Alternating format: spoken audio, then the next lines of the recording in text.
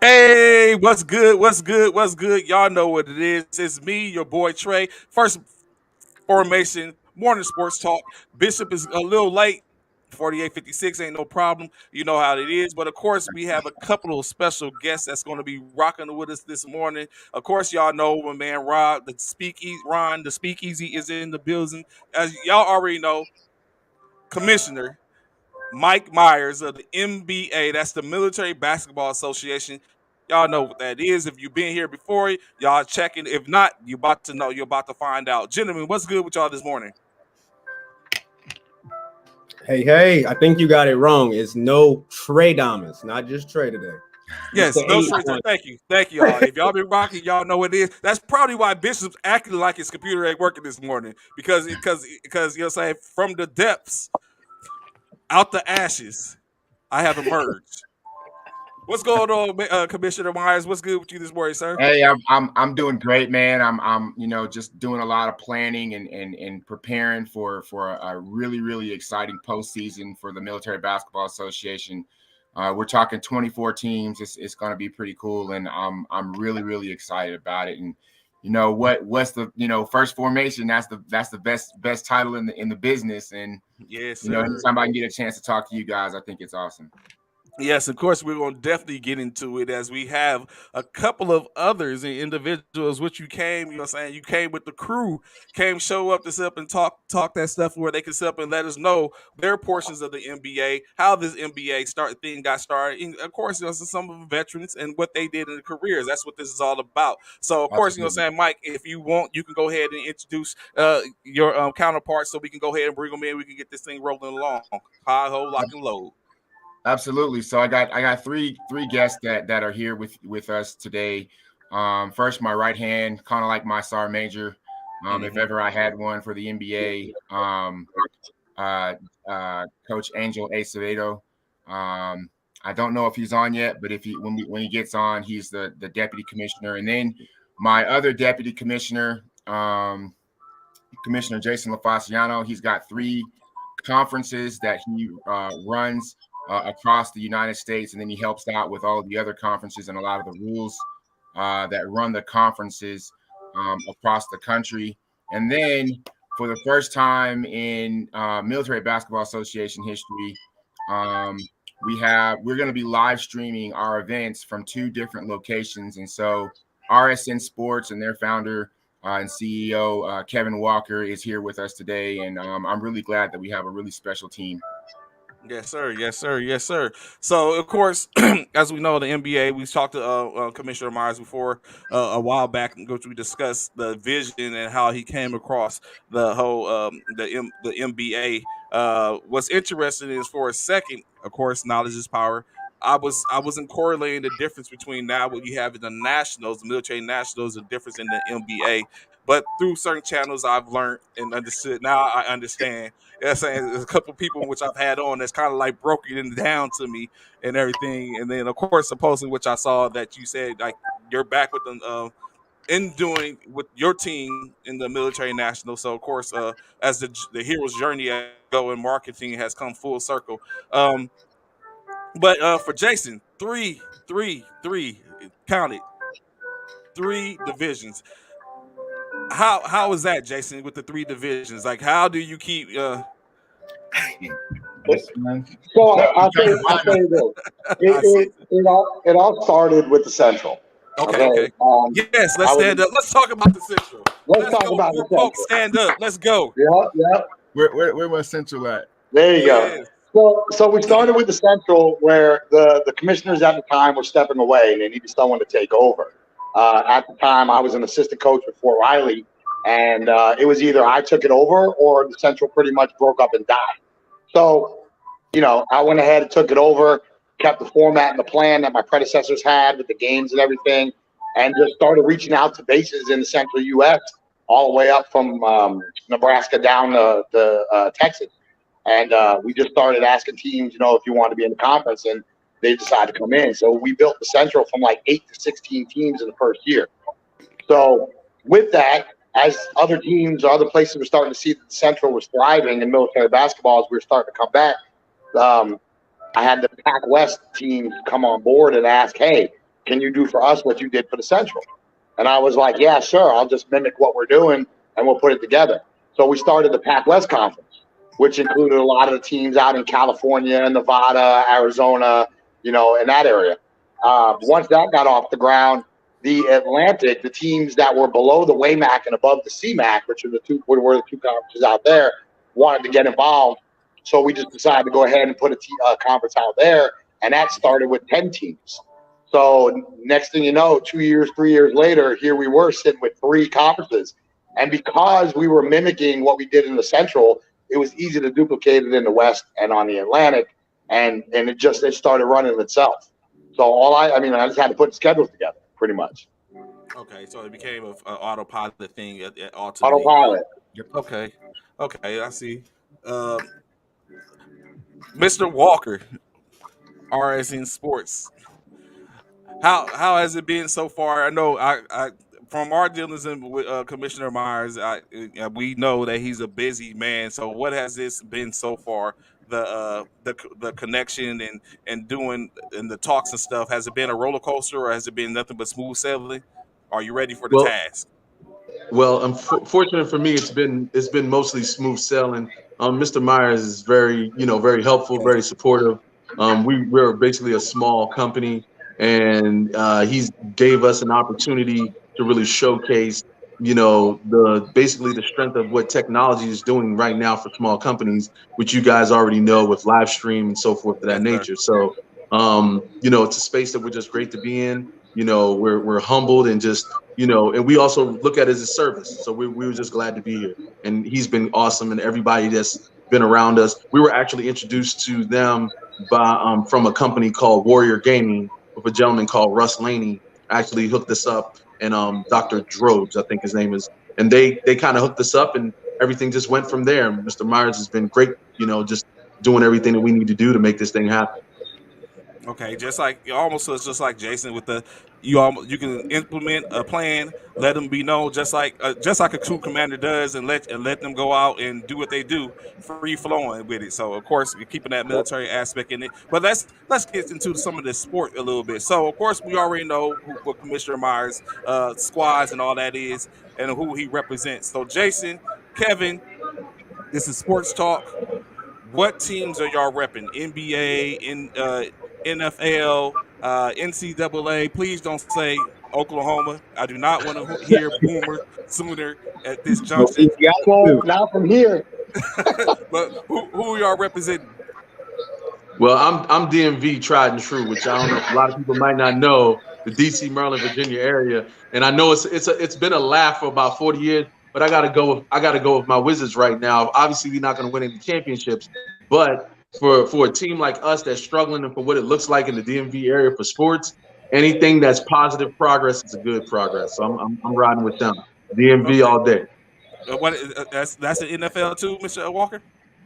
Oh no, you said NBA. I thought you was with the NBA. Well, but now NFL. Yeah. NFL. I'm sorry. I would like to say that I'm a Washington Commanders, but I'll be honest with you, I really don't like the name. I don't like the name. I'm one of those fans that are still in denial. I don't like the name. I've been around since the Hogs back in the day. So for me, the Commanders is a little bit, but I'm with it, and I'm gonna follow orders on that. And if it's the Commanders, it's the Commanders as it is. But hard to say it though. All right, Jason. Well, basketball-wise, NBA-wise, I'm a Knicks fan. Always have been, always will be. Being from New York, hey, that's why I am. I ride with that blue and orange. But we've been down for so long, so I don't talk about them much. But it is what it is. As far as the NFL goes, contrary to popular belief, I'm not a Jets or a Giants fan, and I blame my mother for this one. I'm a Dallas Cowboys fan. I have been. Kick him off the show. Kick him out the classroom. Kick him out the classroom. If y'all watch Wildin' Out, kick him out the classroom. If y'all watch Wildin' Out, kick him out the classroom. Now you got five championships, okay? Y'all can say what y'all want. 5. There ain't but too many other teams that can say they got more. It's been a while, but hey, them 5 still got. Trey, you know what's gonna happen, Bishop? Bishop, you know what's about to happen? It's like the Candyman and Watch Applewhite's about to appear. Oh, you already know. You watch Applewhite's going to appear. So I see what you have to do with Mike. I understand. I see now. It all comes to fruition. I see. So, of course, interestingly enough, hey, Ron, what installations up there, or which installation are y'all near? See, Ron is in Alaska, so JBR. Oh, okay. Oh, Richardson. Yes, sir. We need to get some of that lead connection up here. I know y'all have one already for you. We're working it. We're working a sports director's up there. I think he's at either Fairbanks or Wainwright. Okay. But he's in the sports office and he's trying to get the NBA Alaska. He's working it. Ooh. I love to hear it. I just got stationed here a couple months ago, so still hoping to get connected. So of course, have y'all been checking out the how do we say, the playoffs? Let's just put it plain and simple. The playoffs. Are y'all enjoying the playoffs? Are y'all not entertained? Hold on. Hold on, Jason. Jason, Mike, Kevin. First of all, let me say good morning to y'all. I was having technical difficulties with my computer. We know. I told y'all why he was having technical difficulties. They've been briefed already. That's why I'm saying good morning to y'all, because I know he gave y'all some blasphemy excuse on why I wasn't on here. So let's get an understanding real quick, gentlemen. Let me explain to y'all. Right now, he can't get that grin off his face. The reason why he can't get that grin off his face, because he's been taking some serious L's for the past few weeks. Matter of fact, even Ron, Professor Lowe, can tell you he took a serious L during the Super Bowl. And so, since the Super Bowl, he's been taking detrimental L's all the way up until the past couple of nights. And when I say that, yeah, Freddie, I'm finna go in on it, because you see him change his name to Nostradamus or whatever. It's been Trey all week, but now he's so-called got a couple of wins under his belt, so he's feeling himself. As my mama used to say, he's smelling himself. You know what I'm saying? He's smelling himself. So he think he grown, and he not grown. But anywho, I'm gonna let him do what he do and keep it moving. But we know, Trey, you got your little wins last night. It is what it is. I'm gonna let you have it today. I'm not going to even start there. What I would like to talk about initially is the one and done rule. So, of course, what we have, some of the top talents in Chet Holmgren as well as Panchero from Duke have decided to declare themselves from the NBA. I want to ask y'all, gentlemen, what do you think about this aspect? I guess you can almost assimilate it to military basketball as well, or military, because y'all know, of course, we have where we got to do a couple of years. It might be hot. Decide, okay, I'm going to go ahead and drop this contract, stop this first enlistment, become a reservist. I'm going to go ahead and go to this college. What do y'all think about the one and done rule, especially when it pertains to Holmgren as well as Panchero? Do you think they're ready? I'm gonna tell you right now. I posted early this morning as soon as I saw it. I don't like it. I definitely think that it kind of goes back to, your education is priceless. It's something that you can't. No one can take your education away from you. No matter how much money you make, you still have your education. I don't think he's ready. The skinny guy. I think he needs to develop a lot more. And the problem is everyone's like, hey, take the money now. You take the money now and you get paid, the money will go away. There's a limit to how much money you have. But if you get your education, continue to develop your body, obviously they say he's between 1 and 5 in the draft, but he could easily be a top 3 draft round pick in the next 2 years if he develops his body. No one cares. It's not about necessarily winning the NCAA championship. It's about staying in college, getting your education, and developing your body. If you do that, I think it will pay off. And if you get injured, you have your education to fall back on. How many people have gotten injured after 1 year after declaring in the NBA? What are they doing now? I mean, there's a lot of historical data where you can see people that they were projected to go top 3. They got injured. I mean, and what are they doing? I mean, look at Zion Wilson, and that's down in your area, right? Yes, sir. Yes, sir. He's injury prone and plagued right now. And I hope that young man has a fallback because nobody cares about him after he can't play basketball anymore. And that's just the sad truth. Mr. Myers, I'm gonna be the devil's advocate on that real quick, because I understand, and I'm sure we can allow everyone else an opportunity to answer that same question. But let me ask you this. Let me put it into you like this. What if you come into a player like, say, Vince Carter? Vince Carter went back and got his degree years later. Years later. There's plenty of professional basketball players that don't finish their college education and later goes back and finishes up their education to receive their degree. We all know it was a big thing because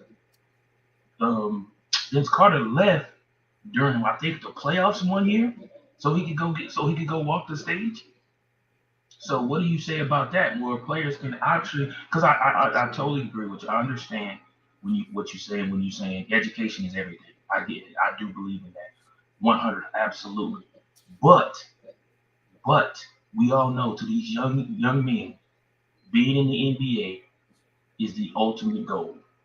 Their ultimate goal is to someday play in the NBA. Those chances or those windows are very, very small. So I get where you're coming from, but there are those chances where if you do return back to your school, there's a possibility of what? Injuries? Injury that could plague you for not even being able, maybe even from dropping from what you said, one gentleman is between the top 5 picks. He goes back, say he does go back to school, and he gets injured. Now he drops from even the first round, maybe possibly. What do you say about things about like that, Commissioner? What I would tell you is this: once you get in the NBA, the NBA is doing a lot better at educating these rookie players when they come in. But you're going to have an agent, right? You're going to have a publicist, okay? You're going to get a car. You're going to have, you got to find a place to live. You're going to have a house to live in, right? Right. That first year, that you go into the NBA, you're going to start accumulating expenses to people that are not in your immediate circle. You're going to buy your mama a house, okay? So all these different things are going to happen, right? Then you blow your knee out, right? And so at that point in time, you're now a person that a lot of people depend on, and they can't depend on you anymore. And so now you're in a situation where, okay, what do you do? And you're gonna have a girl, shoot, just like Bill Cosby, he took like half. Remember Theo had the money and then he took all of it. He took all the money. He said, I eat bologna and cereal. He said, you're gonna have a girl, he took all of it, right? So the bottom line is that you're gonna accumulate a lot of these expenses, and when your life situation changes and you don't have that skill set anymore, you better have another skill set that's going to make you money. And if you don't have that with education, you're going to be stuck. You're going to be stuck. And I would point to, some of the players in the NBA that have kind of, struggled after they've had life things happen to them. What is it? Delonte West. Delonte West. Okay. But then take a look at what happened to my man from Duke. The guy that got into a motorcycle accident, Jason Williams. Jason Williams. Right. Okay. But he had his education. If I'm not mistaken, I think he got his education. I think he played all 4 years at Duke, finished with an NCAA championship. And now he's living a comfortable life. And that's all I'm saying is that you can go for the money now, take it, have a life situation happen to you, and the next thing you know, you're in the Army, okay, or you're selling cars, and that's a true statement. Jason, yeah, go ahead, Kevin. Go ahead. I'm sorry. I just wanted to jump in on that because I hear this conversation a whole lot. We do a lot of high school sports, so you hear the conversation about those players that are always next level. And I think right here, they're talking about recruitment is somewhere around in the top 5 or top 10 for top recruits. I've had a chance to see a few of a few one and done players, and it seems like the process is flawed with the evaluation of how we're evaluating players from the era before us in basketball and sports, and also the era that we're in right now. The evaluation process is so different. Back, I guess you could say 10, 12 years ago, you're being evaluated for your physical prowess. You're being evaluated on, your ball handling skills, your finesse, if possible, or your grit, and you have players that are set in positions. The NBA is no longer like that. You have the birth of the point forward, and the game looks different. You're taking more 3-point shots than you've ever have in the history of the game. The score is going up. So when we look at the game and we look at how we evaluate, a lot of those kids aren't ready. But the problem is that the game is getting so much younger. Those teams don't want to wait. Those recruits and those they don't want to wait. But here's the real true nature, and I wanted to talk on both sides of this because I do believe it hurts some players, and I do believe it helps some players. When we look at the other side of the spectrum, now that NIL, and I know some of y'all might have heard this name, image, and likeness, now that has opened up, this is going to give players, and I'm a very big advocate for it because I believe that a lot of the leagues have made a lot of money off of players for many years, NCAA and the schools and so forth. But what this does now is that it gives the players an opportunity to be able to also go out and get those contracts. So if I need to stay at school for another year and I'm really that good, if I'm really that man that they say I am, and I'm that next guy, I'm going to go ahead and sign a contract with Adidas over here, let everybody wear my shoes for 2-3 years, and then I'm going to go ahead, build up the frenzy like a LeBron, and then I'm going to go to the NFL, the NBA. But the problem is that the people that are evaluating some of these guys, they're not telling them that, because the marketability for them is higher than their actual athletic prowess. So I think that's where the lines kind of set. I've gotten a chance to see Markelle Fultz from DeMatha High School here go 1 year in college out. He was the #1 draft pick. A few years before that, no one knew who he was as a sophomore, unless you were on the AAU strip and you watch these things. And we're watching those avidly because really that's where the stars are born. Places like the NBA, places like the D-League. The stars are there. Those guys are all there. But the problem is that they don't have the marketability like some of the other guys. I win a championship, I got marketability. So that's what I just wanted to say on that. Ron, Jason, what's y'all take on it? Yeah, I'll jump in here. So there's a couple points. Listening to Mike, listening to Kevin, there's a couple points I wanted to talk on. First, going on what Mike was talking about, I'm just going to say this. One and done is not for everybody. Okay, there are certain players that were good enough to come straight out of high school. You had Kobe Bryant, you had LeBron James, you had Sean Kemp. Okay, those type players, they were good enough. But that is 1% of the population that could do that. Okay, or go to college for 1 year. And Zion Williamson, he's dealing with that right now with injuries in New Orleans. Okay, but he was still that his athletic ability made him good enough to do that one and done jump. Okay, it's not for everybody. All these kids think that they're going to get out there to go do 1 year in college, they're going to jump to the NBA, and they're going to be a success. All right?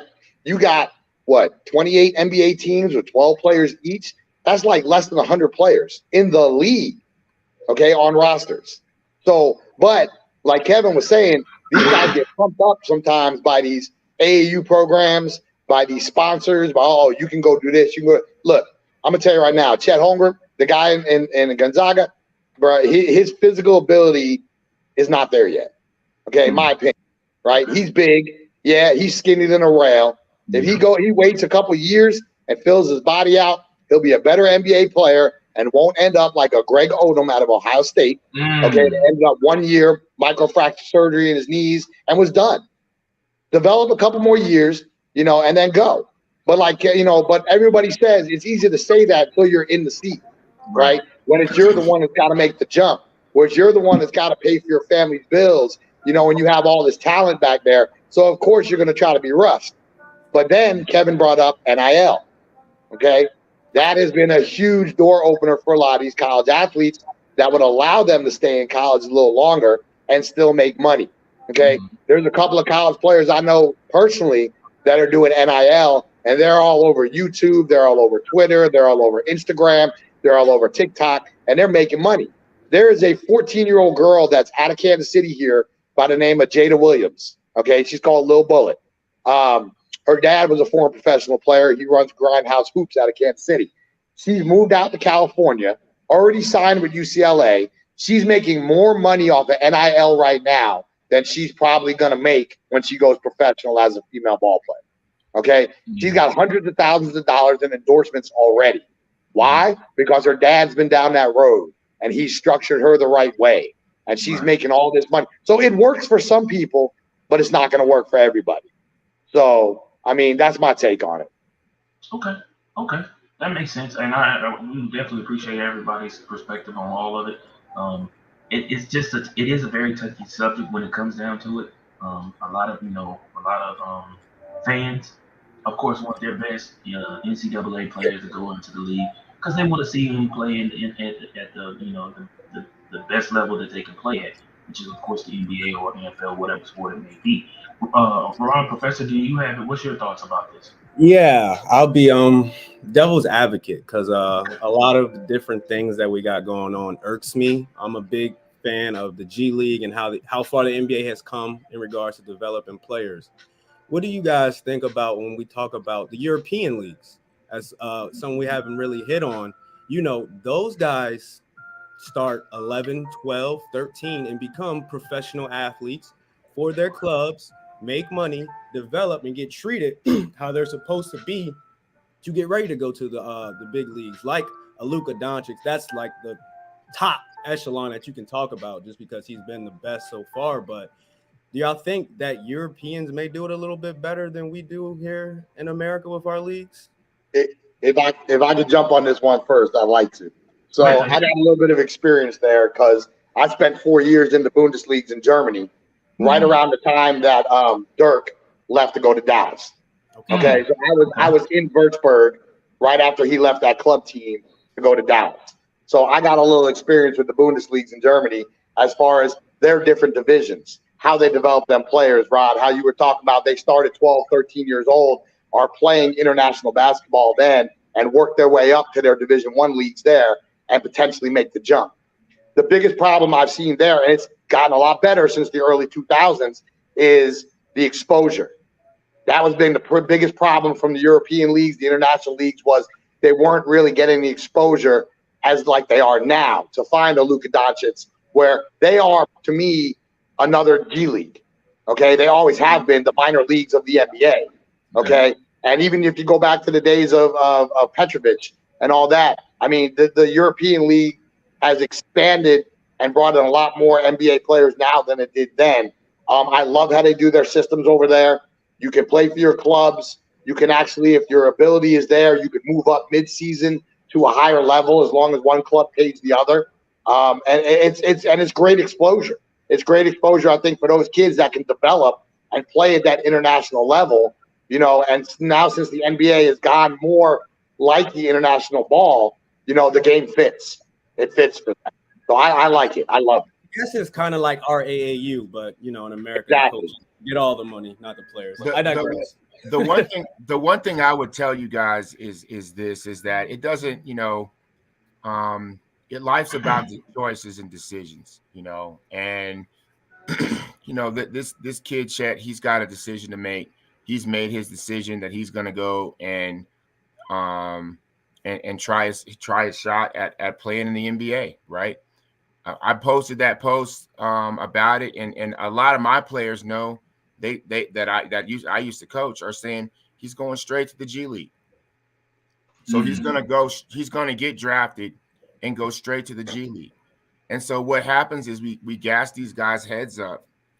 And we're talking about a guy who's going to go in the league and play against Karl Anthony Towns, okay, or Joel Embiid. Joel Embiid is going to eat his freaking lunch. Like he's not. He's no. But I'm just. Is the G League fair to say? Is that an alternative then? Maybe okay. You come out of college, you go to the NBA, but instead of going directly to the NBA, you go to the G League. Is that an alternative maybe for you? I think it would be. I think it's an alternative, but that's not the way the system is set up. It's like he's going to get drafted by an NBA professional team. Then they're going to work him out. He's going to go to the combine. They're going to find out just exactly what this guy needs, and he's going to need to eat a whole bunch of protein shakes and gain about 40 or 50 pounds So just so that he can compete. I mean, we're talking about the National Basketball Association. Right. Like one in like millions of people get selected to play at that level. Right. You got Kobe Bryant and LeBron James. And you could even argue that Zion Wilson was, I even was an advocate for Zion because, I mean, the guy was a phenomenal dude. He was what he was doing before he got injured. But what Zion showed everybody in the world was once you get injured, nobody cares about you. You're irrelevant. You are irrelevant. They're looking for someone else to come in and replace you. And if you don't know that, I mean, look what happened with Bo Jackson. Look what happened. He had to become a full-time baseball player off of one long run that he did.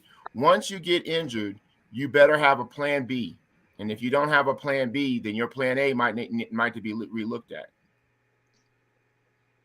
Got you. Kevin, your thoughts on the what the professor said about the overseas leagues starting at a young age? And yeah, I think one thing when I look at sports in America, I have to look at also the education system, because notice how we're talking about our sports funneling from an educational institutions that are already kind of making the monies to fund and push everything that's happening, as opposed to overseas where we're looking at the education system where, and some of you guys that's been deployed in some different countries can also be attest to some of this. Some of the, even in the Asian countries, some of them don't do 5 days a week of school. So, and you don't go to school like it's a babysitter, like your school is a babysitter. So those are some things that you see differently in, like, I guess, the American education system versus maybe a foreign system that has a sports makeup to it.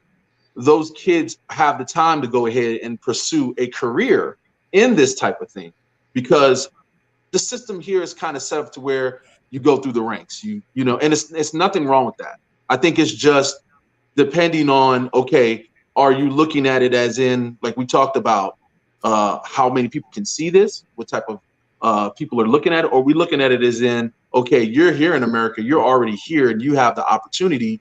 If you go through these levels, you'll get there. But if you try to jump this level here, it might not necessarily work for you. And it's how it is in the game of sports. Like you said, everybody is not destined to be a one and done player. I don't think everybody's destined to go straight to the league.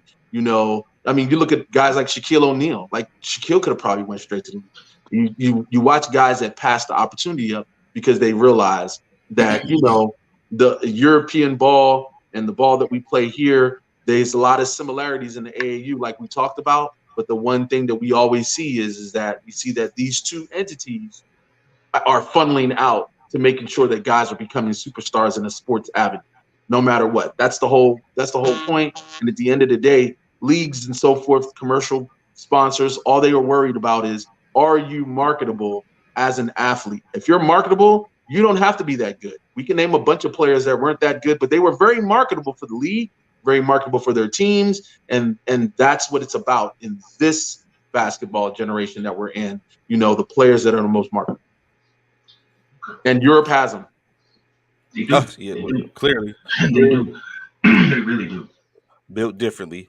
So, of course, a couple of conversations we had, as we know, we had a slate of 3 games last night. Gentlemen, what was the most interesting game? So I can see where we want to start. A panel's choice.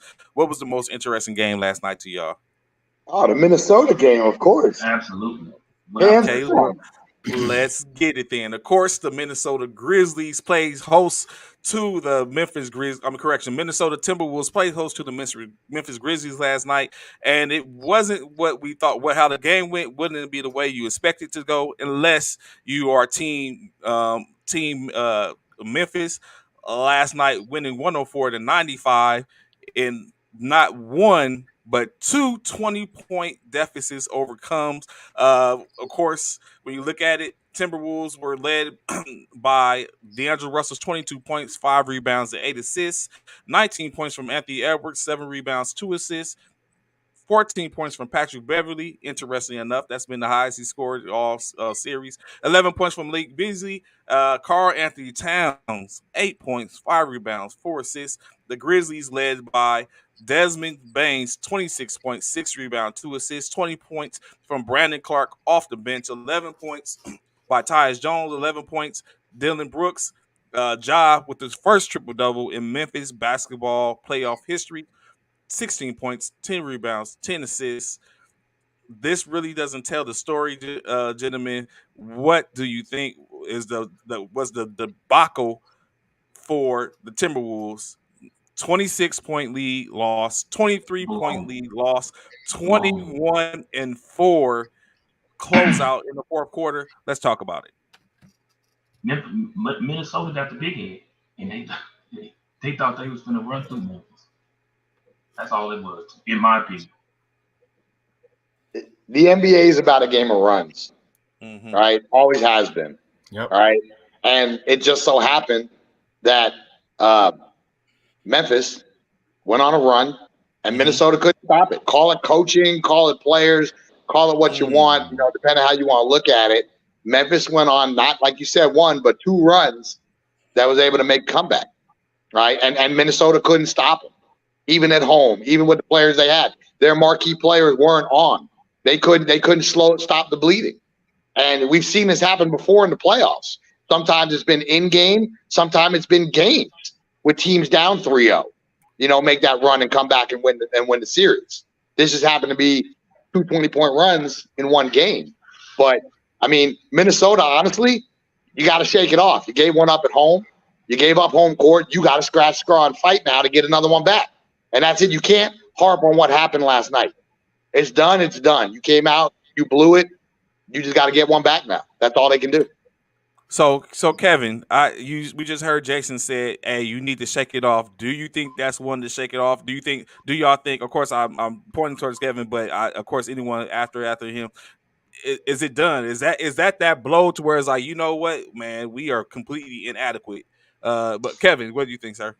It's a shake off. They gotta definitely shake it off. I mean, who knows what's going to happen? But one thing that I noticed that when I'm looking at, when I look at teams that are supposed to win that are not winning, and I look at, as a coach, I look at rebounds and I look at turnovers.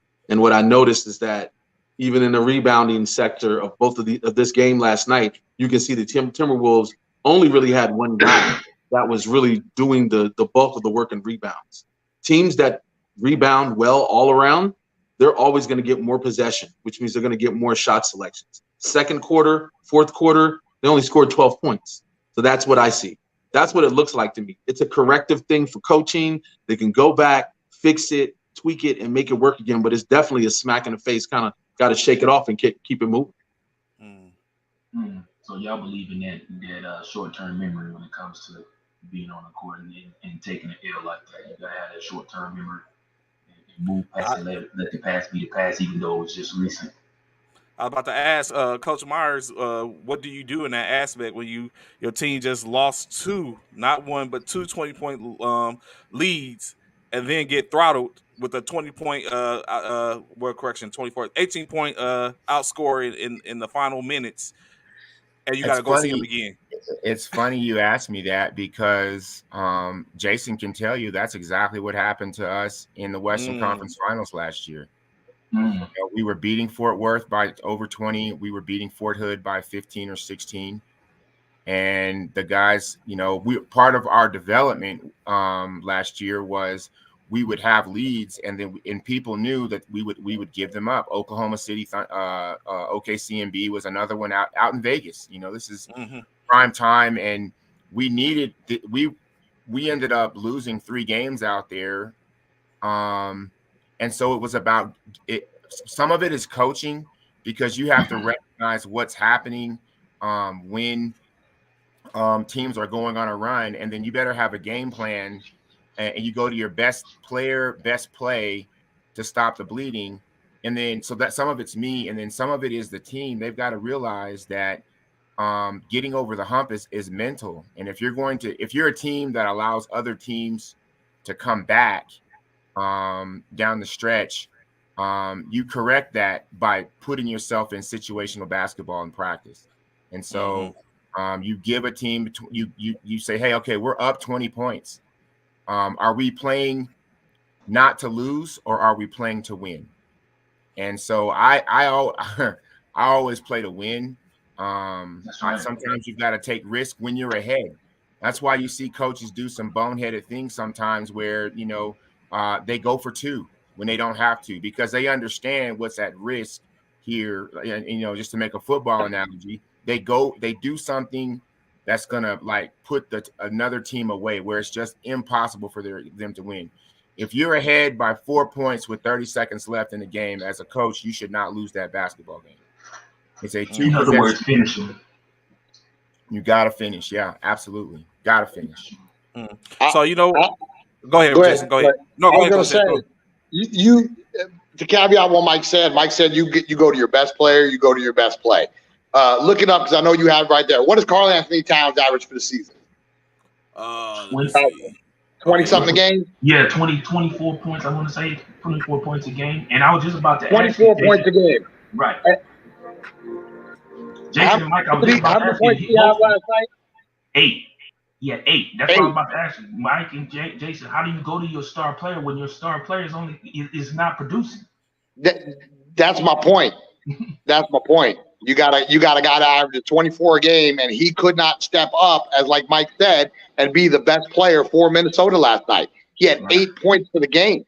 That's one third of your season total that you average.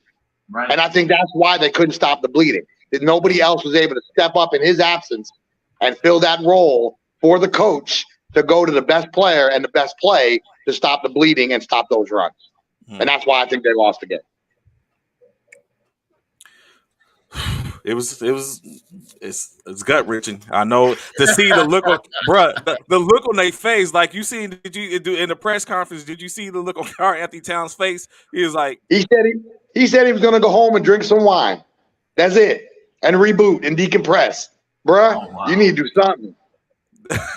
The look on his face. No, but you just get back to it, man. You don't listen. The game is over.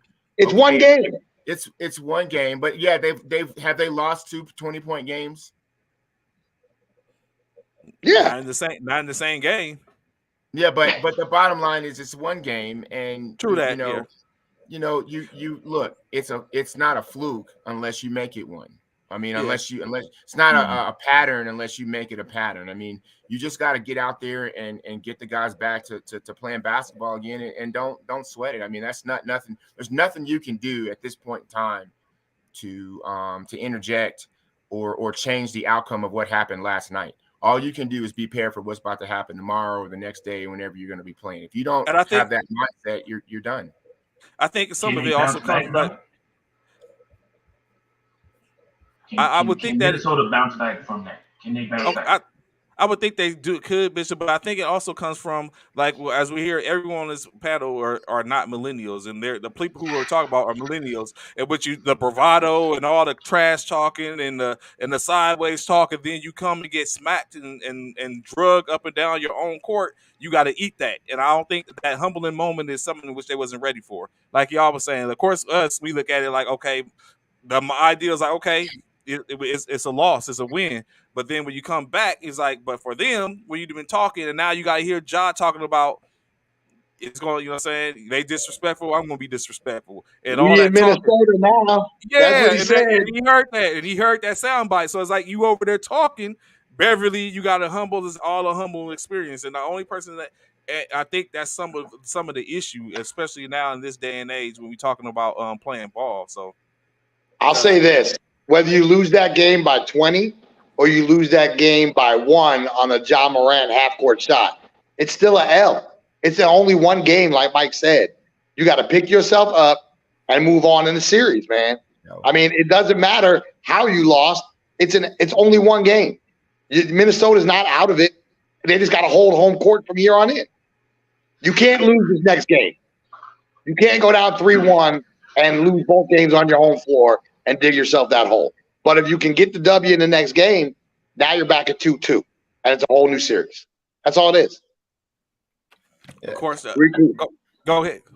So of course, one of the other games that played last night, the Dallas Mavericks winning 126-118 over the Utah Jazz in Utah. Of course, led by Donovan Mitchell, 32 points, 2 rebounds, to 6 assists, 24 points, 6 assists, 24 points, 6 rebounds, 2 assists from Bogdanovich, 21 points from Mike Conley, 14 from Jordan Clarkson. It wasn't enough to control the bleeding, as we've been saying. Jalen Brunson, 31 points, 5 assists, 1 rebound, 17 from Maxi Kleber, hot hand from beyond the arc, 12 points from Reggie Bullock, Dorian Finney-Smith, 12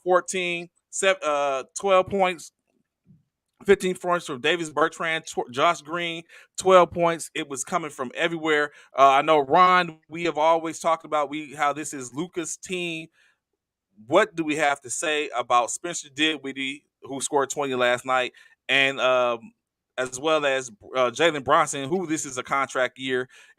Are you trying to recruit him to Philly next year? What's good? Spencer Dinwiddie can always come to my squad. Mike, that's y'all guy. Y'all had to give up Spencer Dinwiddie for Porzingis. That might have been a very bad trade, but I'm loving how them boys are playing, man. I think this says more about the Jazz, though. What we talking about the Jazz? What does it say about the Jazz? You think they wasn't ready? They wasn't built for this. Where's the button? Somebody press blow it up. At least Rudy behind Donovan Mitchell. That's what they had. That's all that showed up last night. Right. Dallas had it from everywhere, and you didn't even really hear Luka last night. You just said, Trey, it was everybody else on Dallas. Jason Kidd was able to sit back and watch the show. Everybody showed up for Dallas last night, and Donovan Mitchell was the only one that showed up in Utah. Rudy Gobert, the only thing I think I saw him on ESPN last night was when he got dunked on. That was it. Where you at, bro? I mean, Dallas just had too many guns last night for them. Didn't matter where they played. They could have played that thing in the parking lot. It wouldn't have mattered.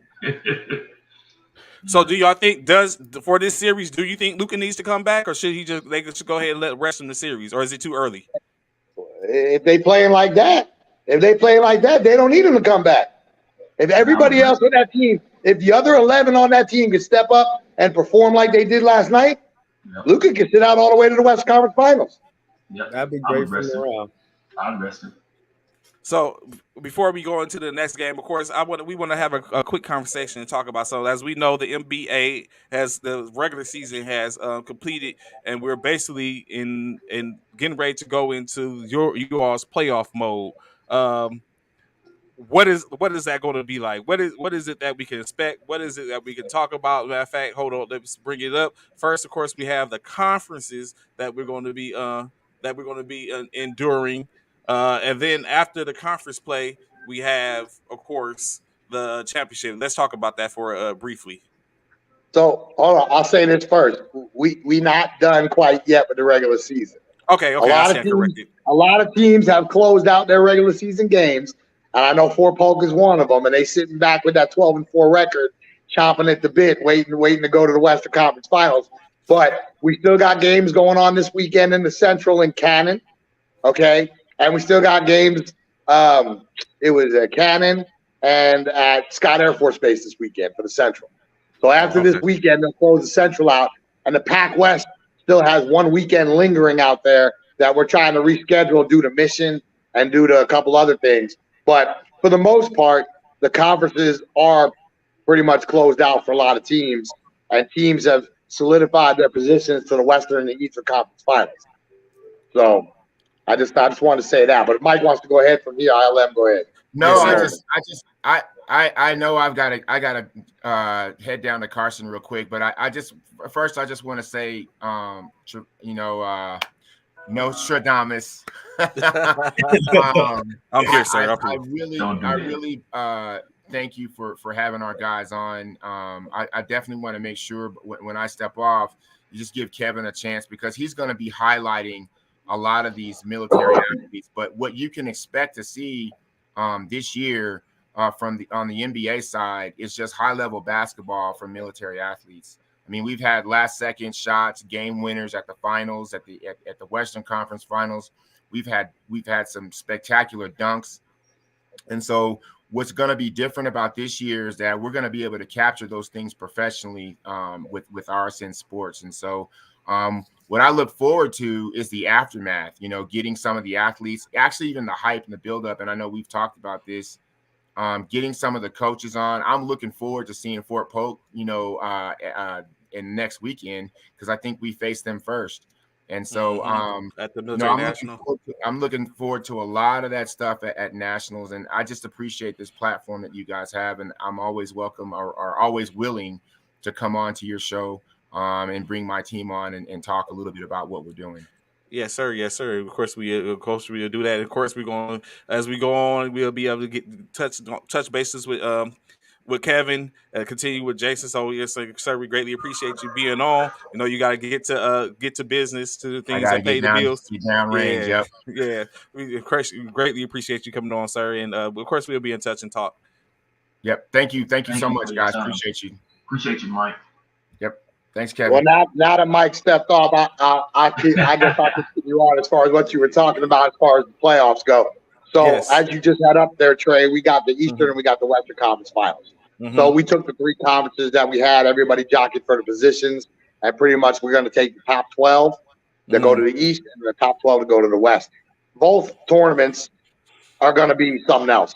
I mean, last year when we did this for the first time, we added that extra layer in instead of going for the conferences and just selecting teams for the NBA Finals. This platform allows these teams to work their way to the NBA Finals through a playoff system. So it's not based off rankings.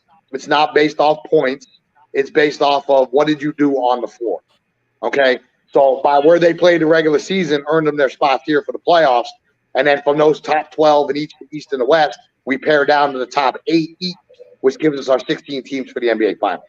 So, I mean, I'm just excited about it. The fact that we, like Mike said, and bringing Kevin in with RSN Sports, we're going to be able to broadcast from both locations, from Vegas and from Alabama this year.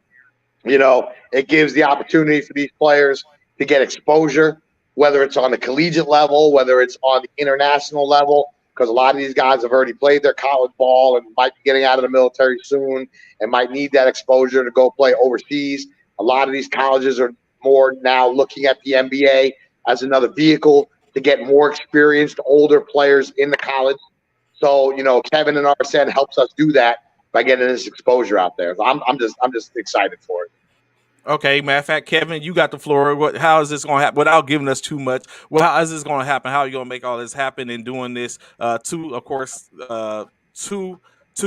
West Coast, Las Vegas, Phoenix City, and Alabama.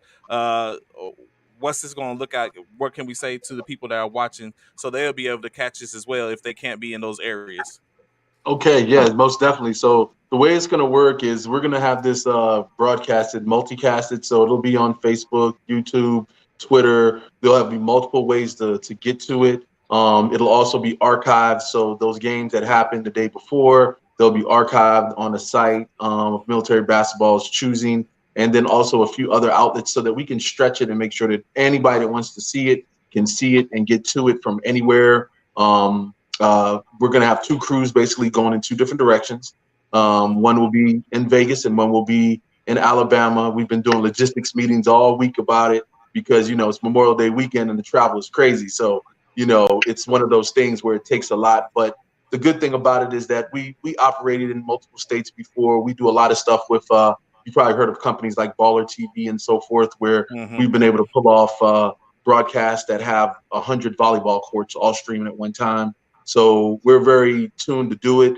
But these are the technologies that I was talking about that are allowing small companies to now do what the large, big box companies do, So we're just glad that we're the ones that are able to bring it to Military Basketball Association so that they can make it their own. They can custom make this experience everything they want it to be, and then some, and hopefully somebody will pick it up like an ESPN or somebody one day, Yeah.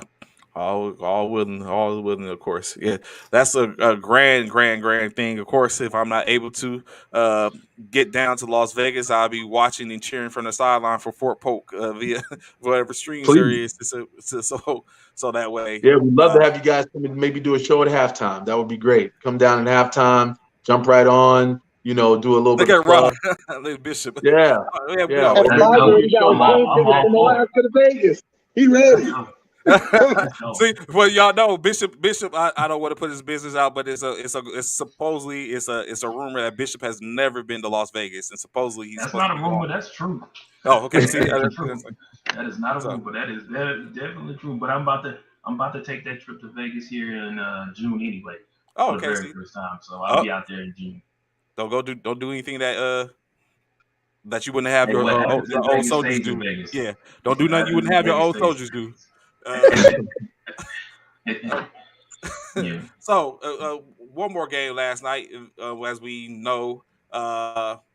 Actually, who was the game last night? It was not a game. It was the Golden State game. Yeah, That's a 3-0 series. Write that one off. We done. Yeah. You don't even need to talk about it, Trey. That That's series like is the over. 70 that's like the It's dead. 76ers Nice hit the game. button right there. You gotta hit the I button. told you. Blow it up. Yeah, I said that's like the 76ers game.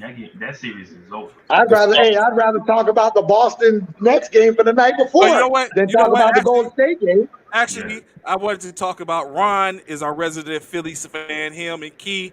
Ron, what is up? Embiid with the ball in his hand, the last shot was that payback for Kawhi, who's now out? Like, Oh my God. when did we I'm gonna start? see When you did we before start? that. When did we start allowing 7-foot centers that Sinners don't like take the winning last shot.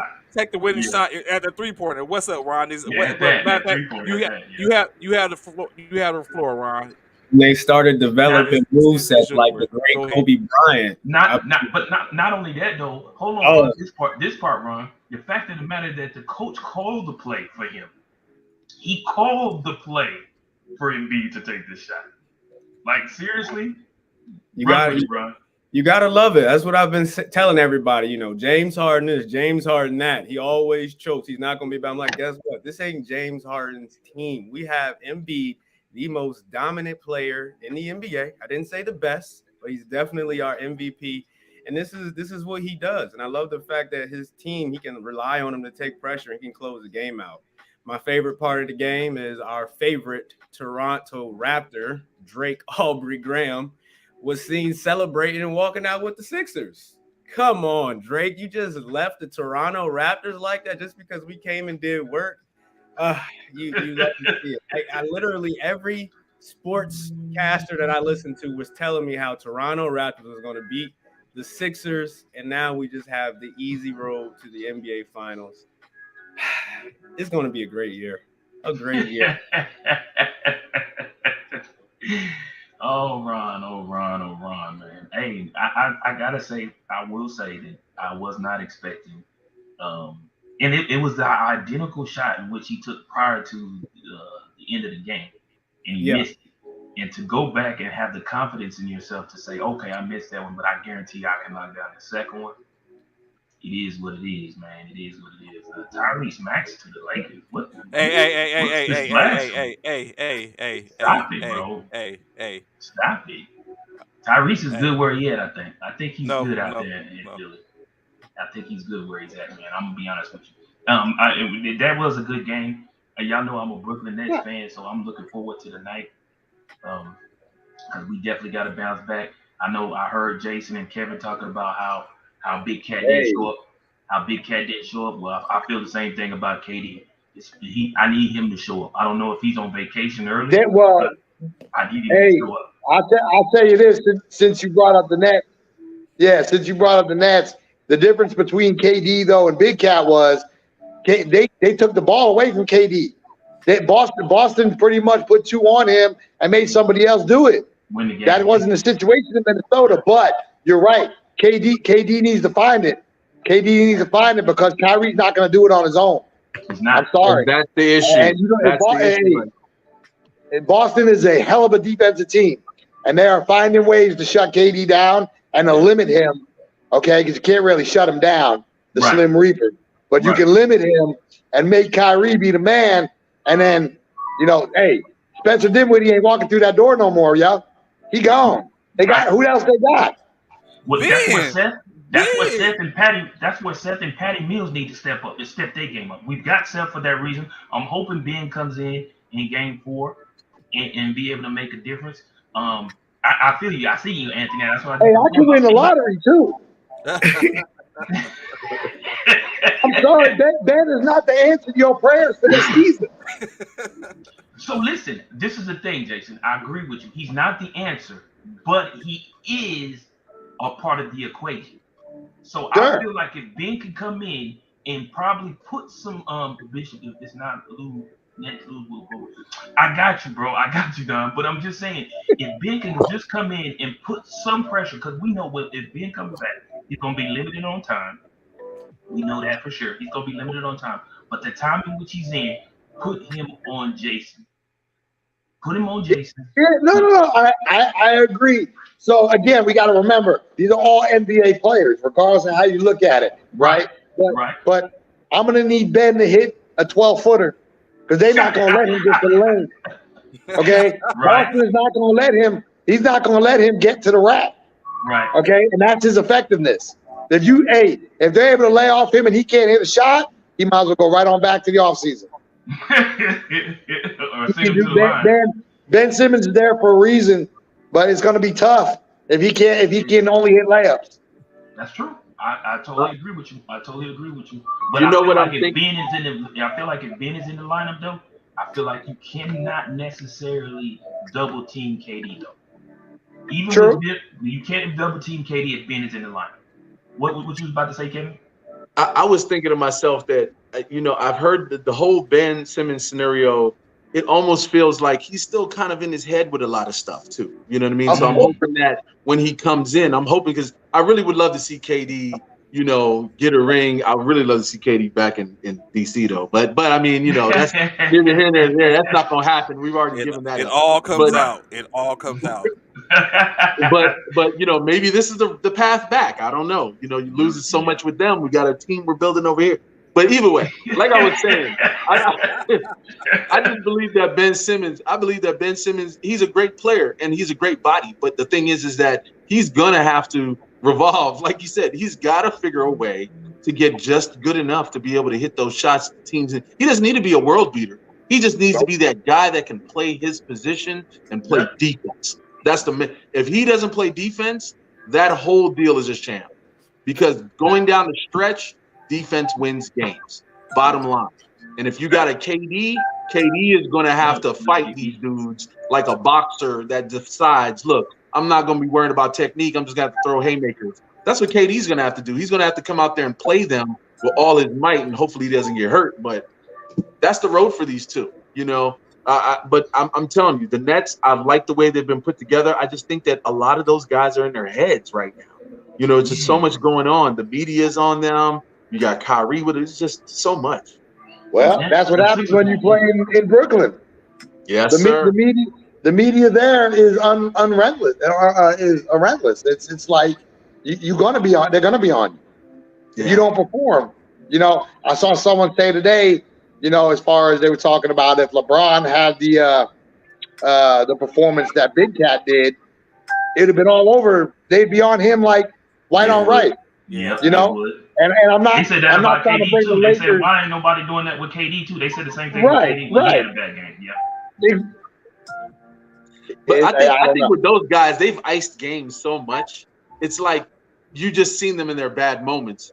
But I mean, come on, we got to go back to championships, past where we've seen KD come out and flame throw and literally like, oh, we didn't expect that to happen and win the game and take guys to the championship and go home with the trophy. So it's a little different when Cat does it than when LeBron does it and KD, because these guys, they almost have the turn it on factor.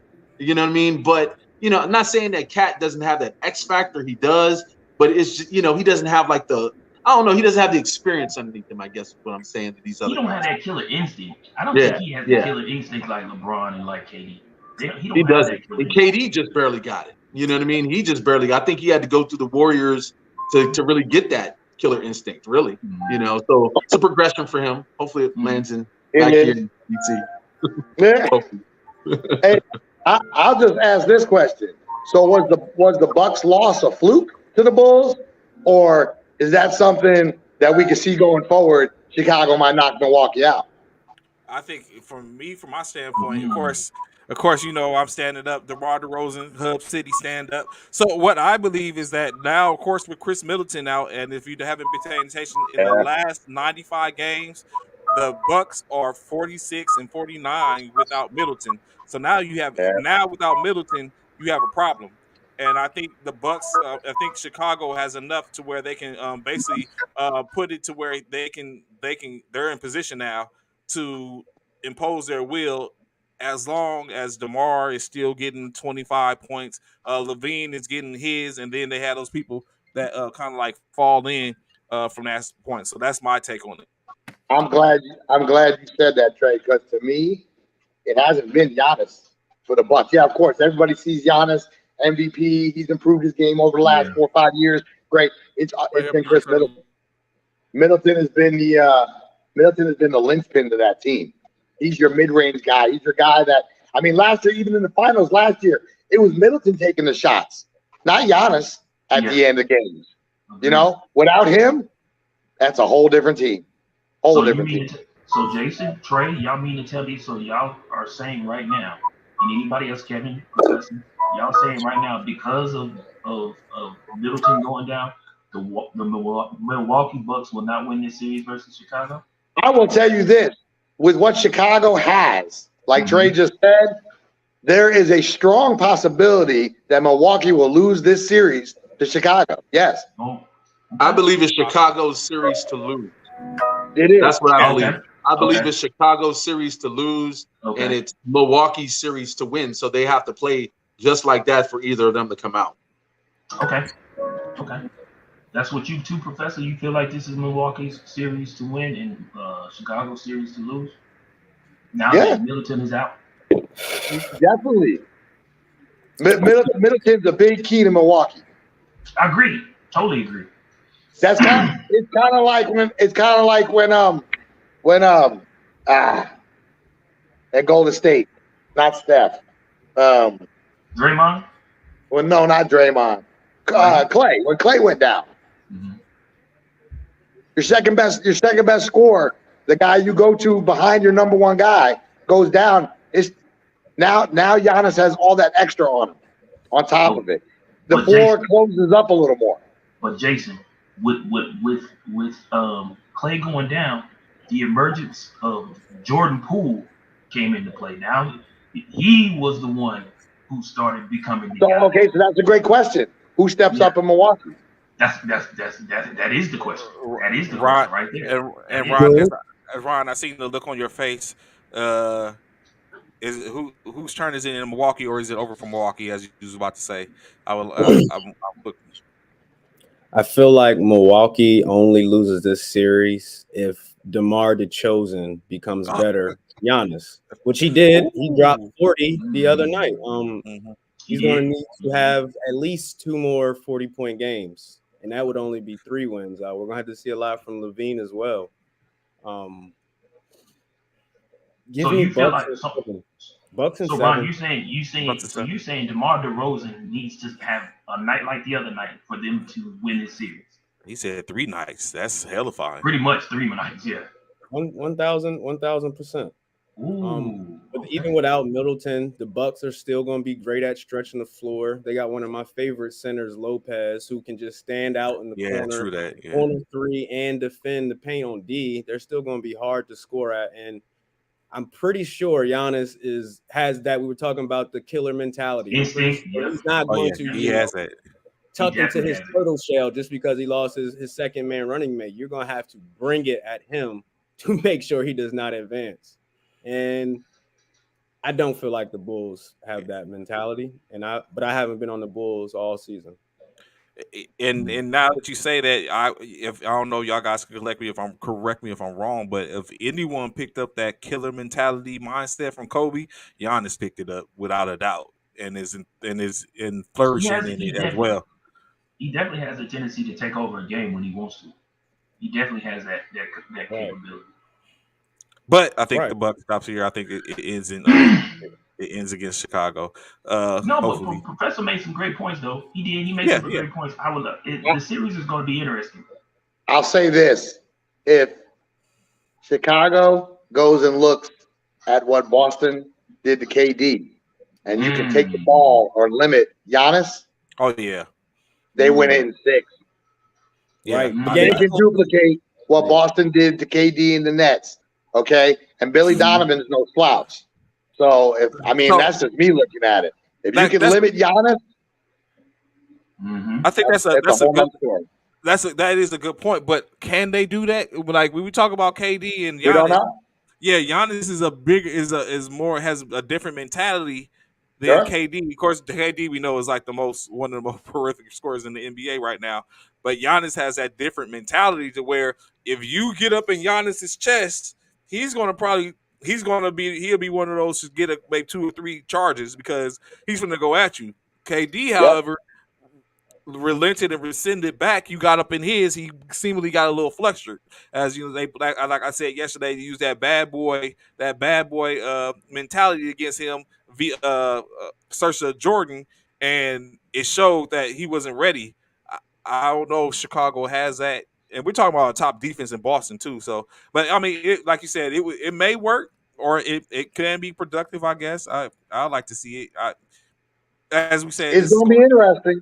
Yeah, but so question. I have a question going back to. I know we said the series kind of like over in Denver and Golden State, but is this about Denver or are we talking about Denver or are we talking about Golden State? Because I see Denver's done. Denver's done. Put up 3-player. Clay had 26. Poole, as they call Poole Party, had 27. Steph Curry 27. No, Applewhite said it best yesterday. Well, I'm talking about that's he called him Splash Pool, but on something I came across this morning, they was calling him Pool. They called him the Pool Party. So, is this more about Golden State emerging or Denver regressing? Let me give my thoughts really quick because you know I hated when Clay came back originally because he took his starting spot back from Poole and that messed up his whole chemistry. And he should have been winning a lot of awards here at the end of the season, but he fell off a little bit. Last night, Steph Curry comes off the bench, letting Poole start again. I don't really know why that happened, why Kerr made that decision, but it just makes me love Steph more. He's the most humblest, loving superstar we've ever seen in a playoff game. One of the greatest point guards, top 3 we've ever seen, maybe top 5, my bad. And he comes off the bench. I mean, when you're putting up the numbers in which you're putting up off the bench, he scored 70-something points in 2 games coming off the bench. Like less than 25 minutes. Yes, that part. But when you're a coach, and he does that the first game, excuse me, and then you say, I mean, I'm just thinking to myself because I've coached a few times before, and I'm thinking to myself, damn, that worked. Let's try that again, Let's try this again for the next game to see how it plays out again. It makes me look forward to the 40-year-old Steph that's going to be that part. That's Steph Curry. He don't need a lot of time to cook it up. That's it. Okay? You can limit Steph to 15 minutes a game and they'll still drop 22 on you. It don't matter. It don't matter. But hey, to answer what you were saying, Trey, I think it's actually a little of both. I think it is the reemergence of Golden State with Jordan Poole, okay? But like someone commented here, Jokic is by himself, and he's mad as hell, okay? I just don't think Denver has the firepower, and Golden State's on the upswing, and Denver's on the downswing this year, and it's a perfect series for Golden State to get a couple dubs and move on and rest for the next series. Thanks. I mean, I totally agree. Kudos to a player. That's 2 series that's going to be over with, man. The 76ers series and the Golden State series. I thought he was the MVP, Bishop. You know what? I knew it was coming. I was trying to beat him to the point. But Bishop slid in there. I was trying to beat him to the point because I've said that I think Jokic is the MVP. Of course. Because you know that part, Professor. MVP because he's doing less. But from what Jason just said, that goes to what I've been talking about. He's doing a lot more with a lot less, and it's showing. Like he can't. I mean, he can't galvanize his troops. Shouldn't the Joker be able to win one game? One game, Trey. Himself in the NBA playoffs. He can't get against Golden State. So here, hold on. So here's what you're asking the man to do. You're asking Jokic to pretty much put up 75. That's the only way against Golden State that Jokic is going to win one game. Okay? I mean, yes, I agree. The man is probably the MVP because he is the most valuable player, but he's not the most valuable team. That's why basketball is a 5-man game, not a 1-man game. It ain't bowling and it ain't golf. Perfect point right there. And that's where I segue on that, because like when you think about that, being a 5-man, like the way this game is designed today, it's almost like we came out of an era where you were playing a 5-man and then you deduced it to a super 3 or a monster 2 or a lockdown 1, and now you see how it looks. But I will say that the Warriors have a formula, and it really was the formula that LeBron started when he was over in, I think it was when he was actually in Miami. That was the formula. And the formula actually is not having all the stars on the same team. You got to have those people that are willing to play both sides of the court. Role players. But hold on, Kevin. Know your role. Role players. Hold on, Kevin. That formula, why isn't that formula working in LA? It's not working in LA anymore because LA, what they chose to do is they chose to basically pick guys that thought they were superstars in their right where they were. Ooh. I could have told you Westbrook wasn't a superstar before he came to us. We came to the Wizards. And we hated it, every minute of it. The day he got signed here, every single outlet was buzzing. Oh, the guy's stats are not this, da-da-da-da. It was horrible from the beginning to the end. So, I mean, I really believe that the guys that they brought together up there, you can't compliment a guy like LeBron. You have to compliment a guy like LeBron with a guy like KD, or you have to compliment him with a guy like that he already had in, well, I don't want to say, maybe some of the former Nets the Nets players might not be the best for him right now, but I mean, truthfully, in chemistry though, for basketball's sake, it would have worked if everybody was a role player, and that's what you need, role players. Bishop, I'll say this, Bishop, to answer what you said. The reason it's not working, in my opinion, now, also to add on to what Kevin said, is if you go back to that Miami team and Dwayne Wade gets hurt, or Ray Allen gets hurt, okay, or Bosh gets hurt, right, or sits the games that Anthony Davis is sat, or off like Westbrook has been, I don't think Miami wins the championships they do. Okay, I mean, that team was put together solid 3 with a solid role players and was able to win championships. The Lakers don't have the role players that Miami did, or let's just say those roles weren't defined, and their star players can't stay healthy or can't stay on the court. And that's why I think the Lakers aren't where everybody expects them to be right now.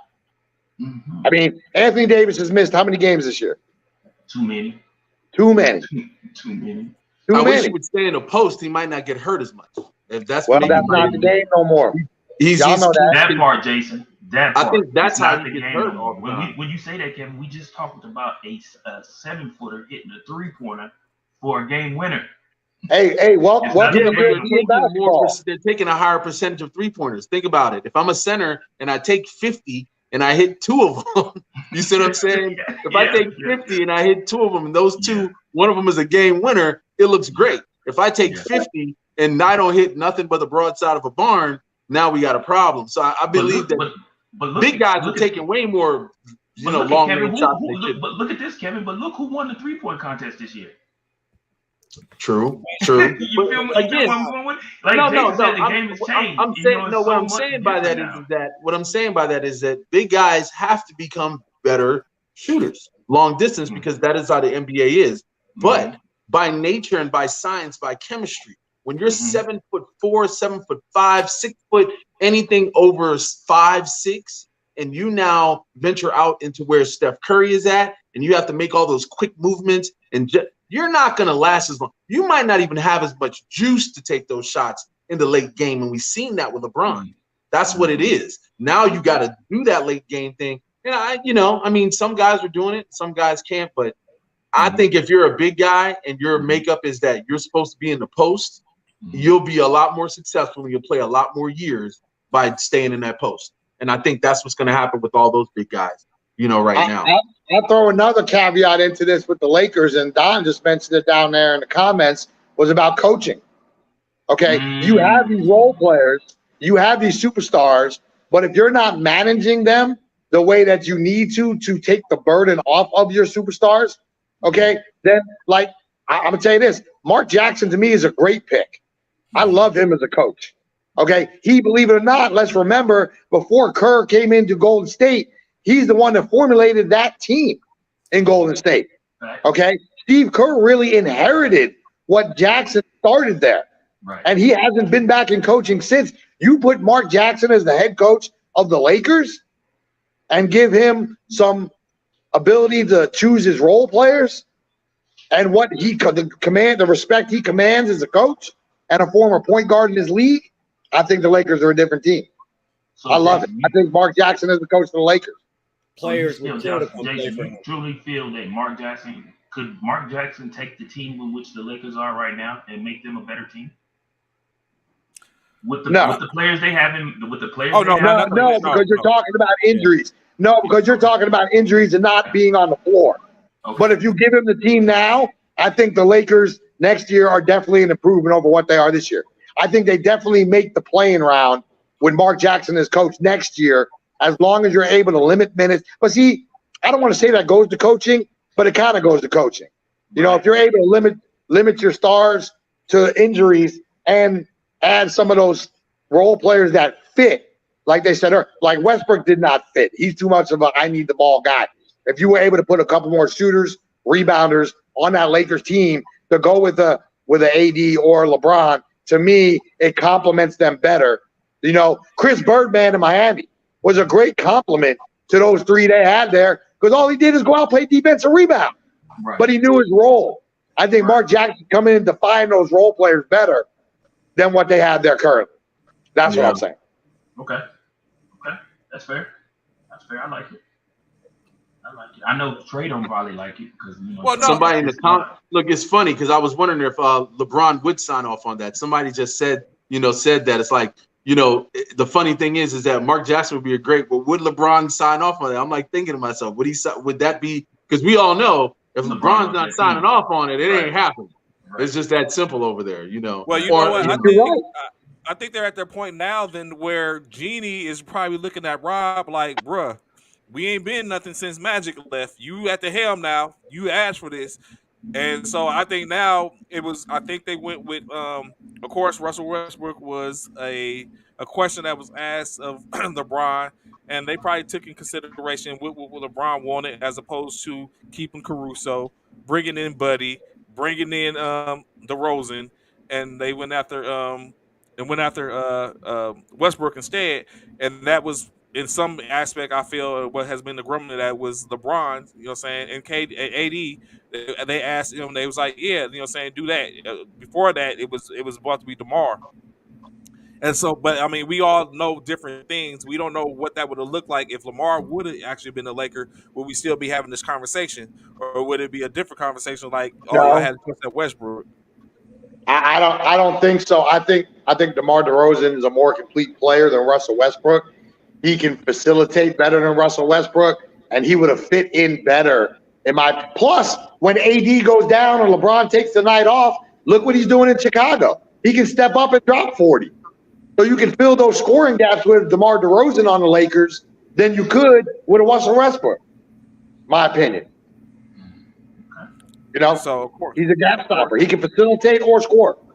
Yes, it's ongoing. It's an open source still for me. Of course, we got three games tonight. First one, Miami has an opportunity to extend their lead to a 3-0 lead in the ATL as the Hawks play the host.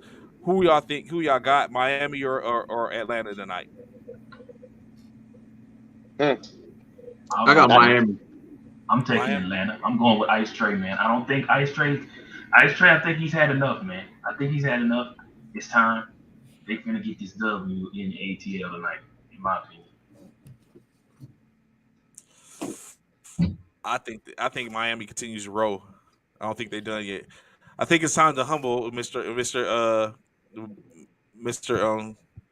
Ice Tray. I think it's a humbling moment. Uh, I think Miami gets this. Ron, you see how quiet he is, Ron.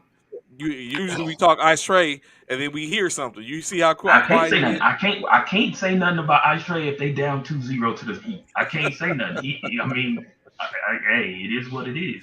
But they are going home, so I'm taking Atlanta. You know what? At least we can say something that it's a lot of those people. I'll tell you this.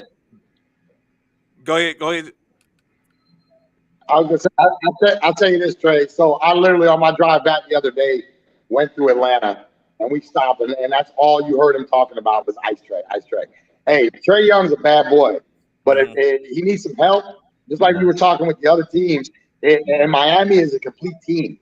They showed that in the COVID year when they went to the finals, where you came out with Tyler Hero and Robinson. I mean, you had guys that you had no idea where they were coming from, but they made that team made it all the way to the finals and gave them that confidence. Miami is a complete team, and if Trey don't show up tonight at home, blow it up. Yep. Blow it up. Push the button because it's over. Yeah. If this is their season tonight. Yeah. I totally agree with Jason with that. This is going to decide their season tonight. Their season either ends tonight or it continues. But yeah, tonight's a big night for Atlanta. I still think they're going home either way, but it's a matter of do they get one game, no games, or 2 games.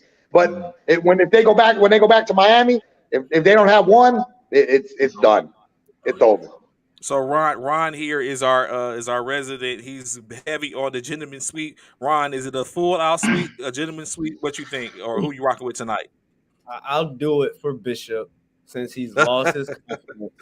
He lost his confidence. Boomers. There you go. There you go. Right there, baby. I expect a 40-point game. Ooh. Eight assists maybe. I definitely believe he has that killer instinct that we've been talking about a lot. He'll show up. He's going to show up. And Miami been bullying him. He's going to be happy to get back on his home court. Definitely. And I agree with you, Jay, too, that they should blow it up. They've been supposed to trade Collins for a while, and they're still holding to that asset. Does Clint Capella come back? Oh, I don't know. Yeah, I don't know about Clint Capella. That's a good question. Yeah, I don't know if he's back yet. I don't know. I think Trey Young. I think Trey Young goes to his presser looking like Cat tonight. Drinking some wine. Yeah, I'm just gonna go drink some wine. Yeah, Clint is saying Clint's still out. So I might have to bring that 40 down to 30 and maybe 6 assists. But I wish he was playing. That would change it all. So of course you have the second. Go ahead, Jason. What's up?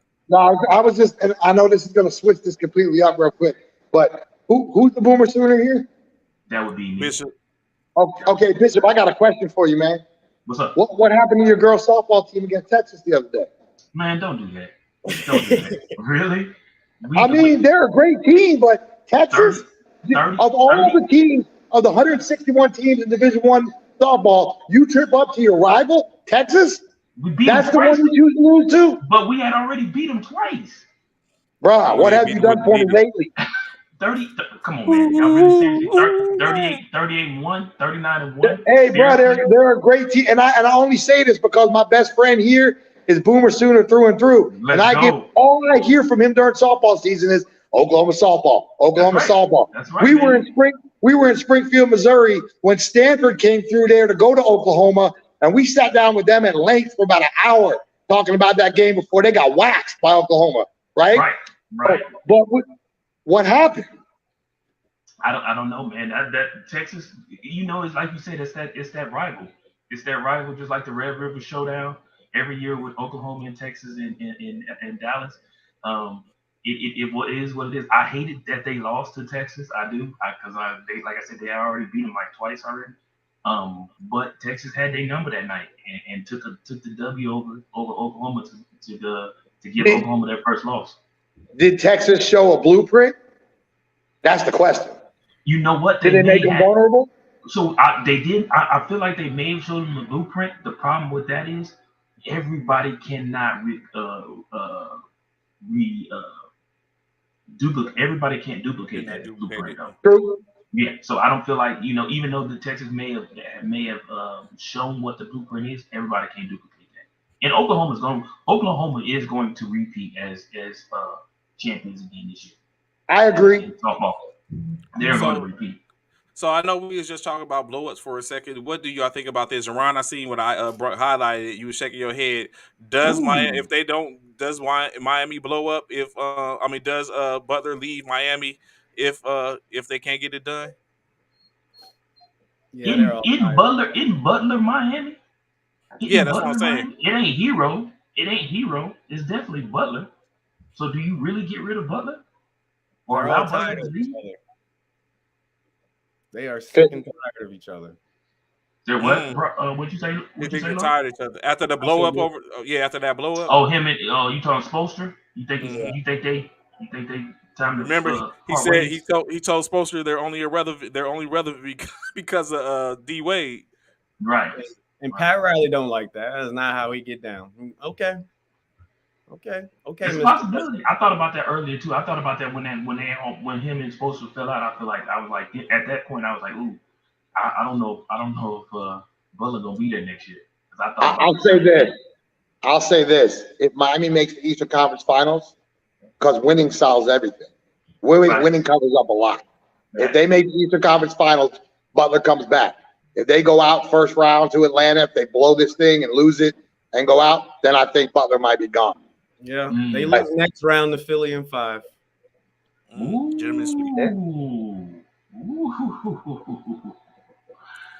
So of course, it's a possibility. Of course, with the next game for tonight, this is where the rubber meets the road. As we have the Milwaukee Bucks traveling to Chi-Town to take on the Chicago Bulls. As we was talking about, it looked like it's going to be it's looking like slowly but surely elimination coming up for the Bucks. But in the meantime, we still have this game 3 to play. Who y'all rocking with, Milwaukee or Chicago for tonight? Fear the deer. Here he go. Giannis is finna show y'all. Giannis finna show y'all tonight why he is MVP. Why he should be an MVP candidate. I'm gonna leave it at that. Fear the deer. I'm just telling Giannis needs to. If Chicago gets this win on their home floor, watch ESPN and everybody else start doubting the Bucks. If they lose this game tonight in Chicago, okay, and go down 2-1, it's going to be all of Stephen A. Smith, Jay, and all of them. They're going to be on the Bucks, okay? And do they give a pass because Middleton's out? It actually, in my opinion, Brook Lopez is going to be the key to this game. Now that a bunch it's of Batman. not Giannis. Giannis is going to do what Giannis does, but just like Jokovic, can Giannis put up 75? I think it's Brook Lopez. A lot of Batmans have lost their Robins in this course, and now they have to show and prove, and now we have 2 in the Chicago Bulls and Bucks, and then of course the next game. But I get Kevin, Bulls or Bucks. Who you rocking with tonight? I'm gonna say that the Bulls. I'm gonna say the Bulls might be able to pull it out. They look like that's what's happening right now for them. It looks like there's momentum going on, so we'll see how it all works. Ron, I know you're not too big on the Bulls, but of course we know reality is, we're saying perception is reality. So what is your reality, Bulls or Bucks tonight? It's a must win for the Bucks. I'm riding with the Big Three. Okay. And of course, like I said, y'all know what it is for me. DeMar, let's get it. Continue your romp. Right. The Bulls should have like stars in their eyes, like it's blood in the water. Yeah, it's blood in the water at this point. Definitely. And they should get it. So, of course, as we were saying, there's other Batman and Robin tandems that are currently without the Robin. This may be a little speculative. Is Booker really the Robin in this situation? I don't know. But in any case, we got the Suns. What do you mean? The Robin in what? In Phoenix? In Phoenix, yeah. With CP3, don't do that, Bishop. Come on, y'all. Jason, Kevin, y'all help me out. Y'all really feel like he's a Robin?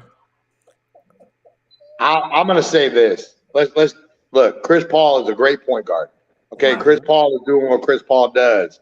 He facilitates. He scores when necessary. He makes Booker and Aiden better players. Okay, he is an alpha when needs to be there.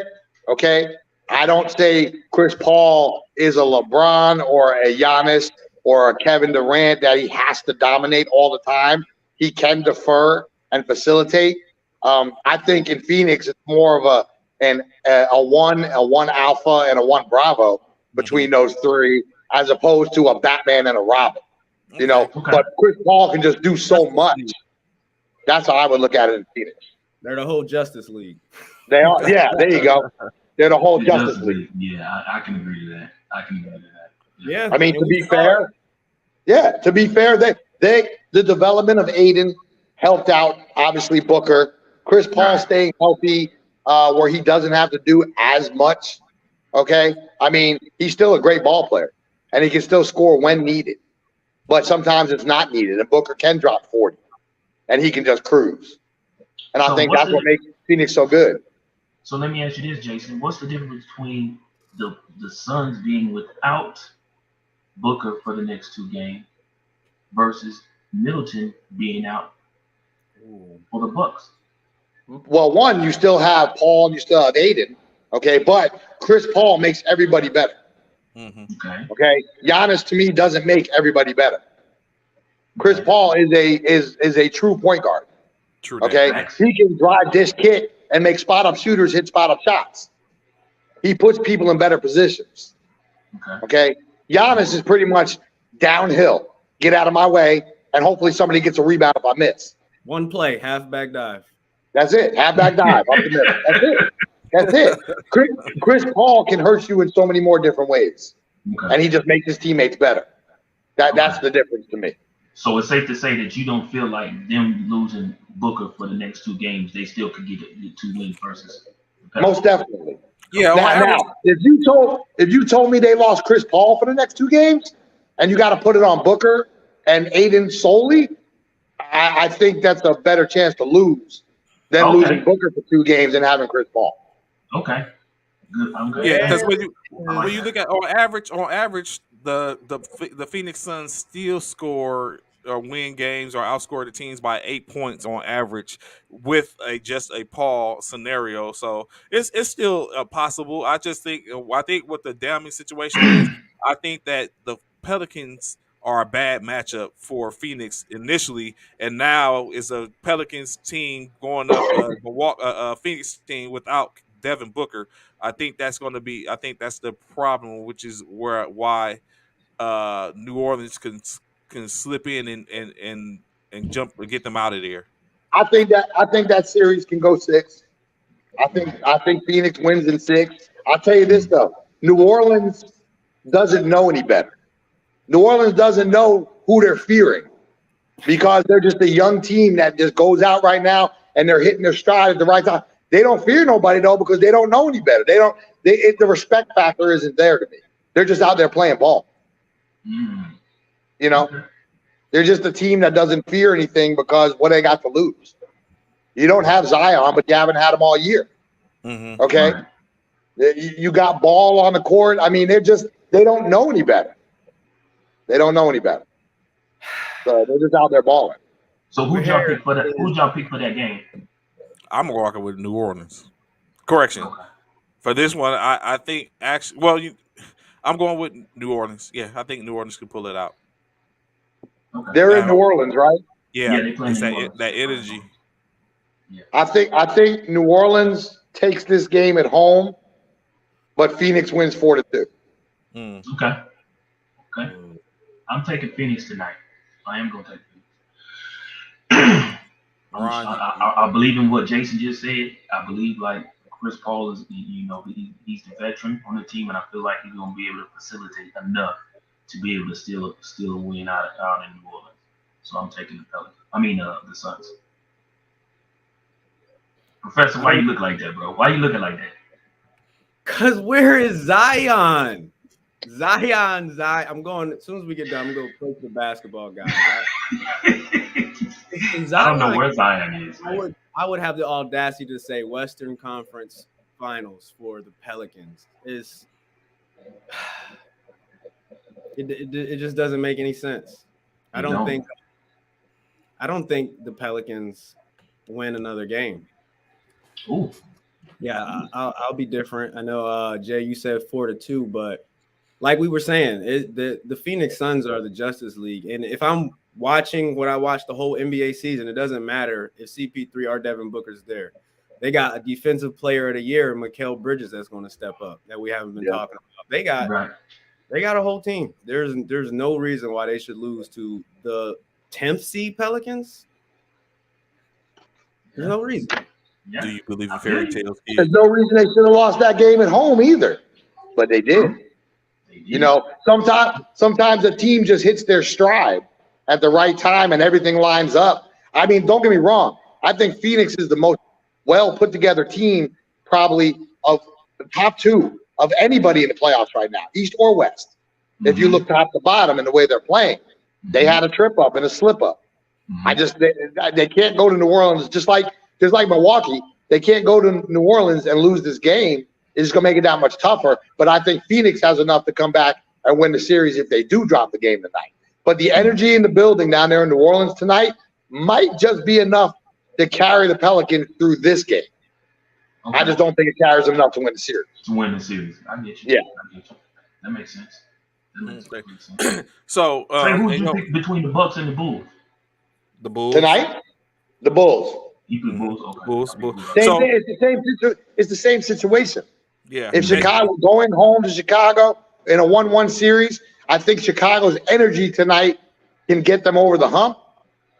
Okay. I'm not going to say it can win them the series, but it's also going to depend on, like I said, who steps up in Milwaukee with Giannis. Okay. So of course, I have a couple. Let's have a little fun. I have a couple of questions for the whole panel, and then lastly, the last question I have will be specifically for Jason, as the other one. All of us have already been through that question as well. Oh. So I asked this question, right? I will give you two teams. I will give you the players on the teams. You tell me who wins this game. First team: Steph, LeBron, Giannis, KD, and Joel. That's first team. Joel. Embiid. So that's one team? That's one team. Say it again. Steph, LeBron, Giannis, KD, and Embiid. Versus. No one's beating that team. No one's beating that team. Versus. All right. Magic, Jordan, Shaq, Kobe, and Bird. Who gets the dub? Who gets the win? Who wins the championship? The vets. I'm assuming we're talking. So first off, with the first team you named, are we talking current or in their prime? Prime players. Prime on both teams, right? Prime on both teams. Yes. Yeah, I'm going with the veterans. Yeah, I mean, hey. I gotta rock. I'm the Jordan era kid. I gotta rock with that team. Yeah, that's a beat. Kobe, Jordan, Shaq, Bird. I mean, you can even throw Hakeem Olajuwon in there. And he said Magic. Come on, bro. Magic? Oh no, that hands down. Hands down. And now here's a caveat question. What rules are we playing? Are we playing 90s rules basketball? Or are we playing 2020 rules basketball? That's big, Jason. That's huge. So I would say this: if you go a 7-game series on each one of their home floors, you're playing different rules. It goes 7. Mm-hmm. Yeah, that's huge. That's huge. That's very huge. That's very. I don't know, man. That's very huge. I think the equalizer is does Steph get a shot off? Does Steph get a shot off? Oh yeah, he definitely gets a shot off. He definitely gets a shot off. But this is the better question. Who is the MVP for either team when it comes down to it? Any one of them can be. Any one of them can be. On both squads. It doesn't matter. It could be Magic one night. It could be Steph the next. It could be Kobe one night. It could be KD. It could be Shaq. It doesn't matter. Any one of them can be the MVP, you know. But to answer Trey's question, not only does Steph get a shot off, Steph's more than just 3-point shooter. Steph can still get to the cup. He's gonna break it down. He can still drive and dish. He can break somebody down. Who's guarding Steph at the end of the day? I think that's the key thing. Who's guarding Steph? Kobe or Jordan? Kobe or Jordan? Who's stopping Embiid? Huh? That's a good question. Embiid? Who's stopping Embiid? Think about it. Only Shaq is one person. Embiid, who's can get with Shaq. Who's stopping Embiid? Who's stopping Shaq? I mean, who's stopping Embiid? Who's stopping Giannis? Who's stopping KD? Honestly, you can even put MJ, if we're talking the prime, you can put MJ in his prime on Embiid so he could step out with him. Don't know if he stops him, but he might limit him. You know? I mean, if you're adding, like I said, even if you sub Shaq with Hakeem Olajuwon, that I think would be a better matchup against Embiid because he could step out. I'm looking at this. I think the Diaper Dandies could take this vet team, man. Really? He'd be close. Yeah. Again, like I said, which rules are we playing by? Yeah. The rules play a big factor, though. The rules do play a huge factor. Because if you play 80s, 90s NBA rules basketball, I think the best take. LeBron wouldn't last. LeBron wouldn't get back on defense. No, wait. Did I mention LeBron and defense in the same word? LeBron would last. I don't know if Steph would last. To be honest, I don't know if Steph would last in the 80s, 90s era of basketball. I think Steph has a better chance because he's just gonna play ball. He'll adjust.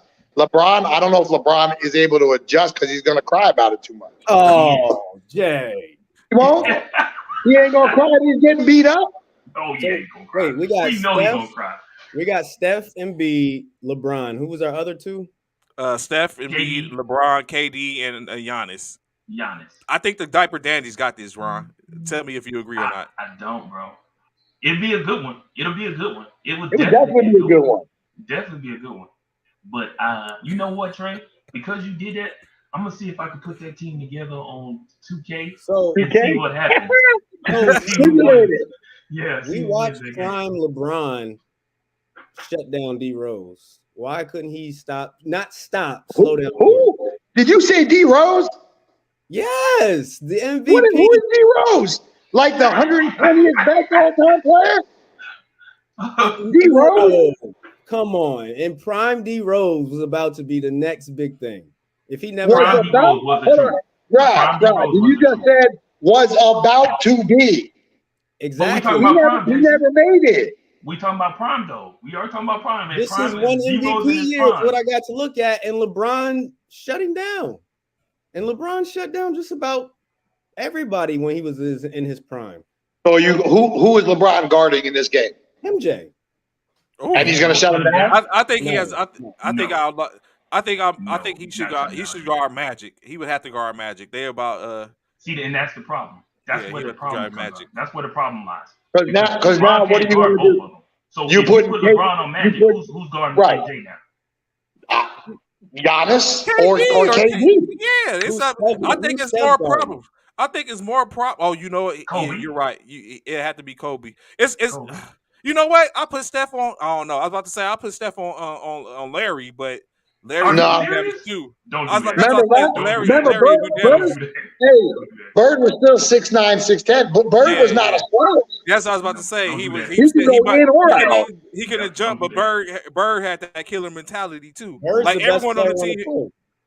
You might be right. You might be right. If you remember, even on the defensive side of the ball, we can't just say, well, Bird's going to get torched by Steph, because Bird had to guard MJ. That part. In his prime. That part. When Boston, Chicago played all them times. That part. Even when Jordan dropped 63 in the Garden, I mean, still, Bird was the one that had to D him up. I mean, so it's tough. You got to simulate it. It's just tough. Yeah, it's you have to simulate that bishop and let us know what the outcome was. But I think the Diaper Dandies, man. That's just me. When you look at it, I think they have more of a versatility than what we look at in. But of course, we're talking about different eras, as Jason was saying. We're talking about some different eras in playing, but different times of playing. Yeah. So, what about the fact that the Diaper Dandies aren't going to have anybody play in the paint? Everybody can. We got Giannis. But KD, And Steph, Embiid. LeBron, and Embiid all can play from the perimeter. I think Embiid goes at Shaq and gets Shaq in foul trouble. True, but then you turn that around and put Shaq in the post with Embiid with Giannis on him on the other side. Who gets who in foul trouble first? That's the question. Yeah. Yeah, that's key. I'm sorry, you can't sit here and tell me that Giannis holds Shaq in the post. No, ain't none of them holding Shaq in the post. No, him or Embiid can do that. Right. So it's tough. It's tough. I think there's problems on both sides. Shaq collapsed the middle. He collapses the lane. Absolutely, without question. He's killing the lane. He's killing the lane. Yeah, Giannis is going to have to help out Embiid. Yeah, he gets stretched out on the defensive side, but then when he goes into the post on the offensive side, it's again who can impose what they do best in that game. That part. So Trey, what was the question you had for me? Because I'm gonna have to jump off here soon. Okay, the question I have for you specifically: who is your Mount Rushmore in basketball in the NBA? Mount all time, everybody. Who's your Mount Rushmore? Yeah, 4 players. It ain't 5. 4 players. Four players? That's on Mount Rushmore. It's 4 heads. That's it. What 4 heads is on your Mount Rushmore? It's only 4 heads. We can all just start with MJ and LeBron. No, he ain't putting LeBron up there. No, I'm not putting LeBron up there. Not all time. We're going all time, like all the way back. Yeah. So we're gonna discard Wilt Chamberlain. You're gonna discard Bill Russell. You know what I mean? Everyone we have. I don't know if he wants to put Wilt Chamberlain. Like I did put Russell. Okay, I put Russell. I did. I 2 of mine, which I'll give you. I had Russell and I had Steph. Those were 2 of them. I mean, and we're going positionless. I don't know. So we're not going by positions. Not by positions. Nope. No, positionless. Why is Wilt Chamberlain?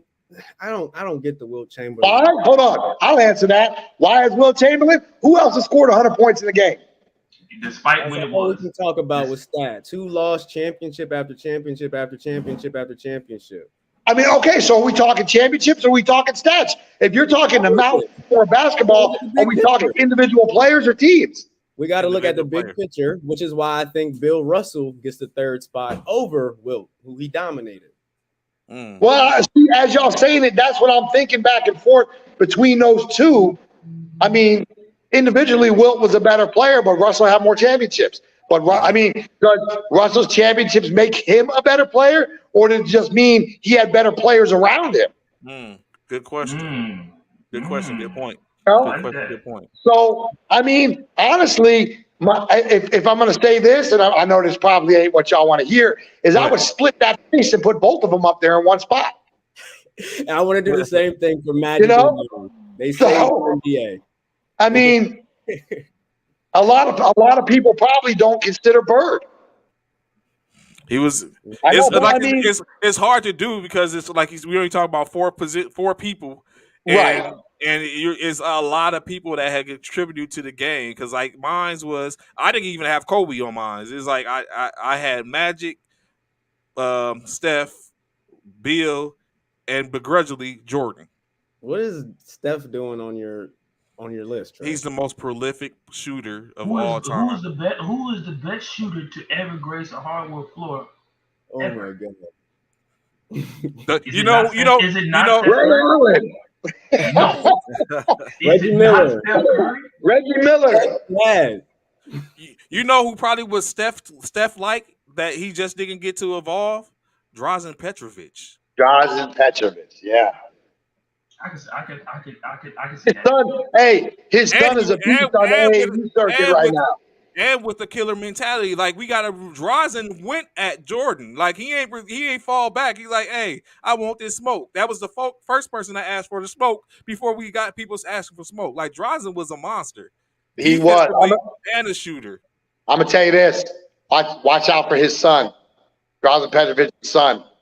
He's on the AAU circuit right now. He's gonna be something.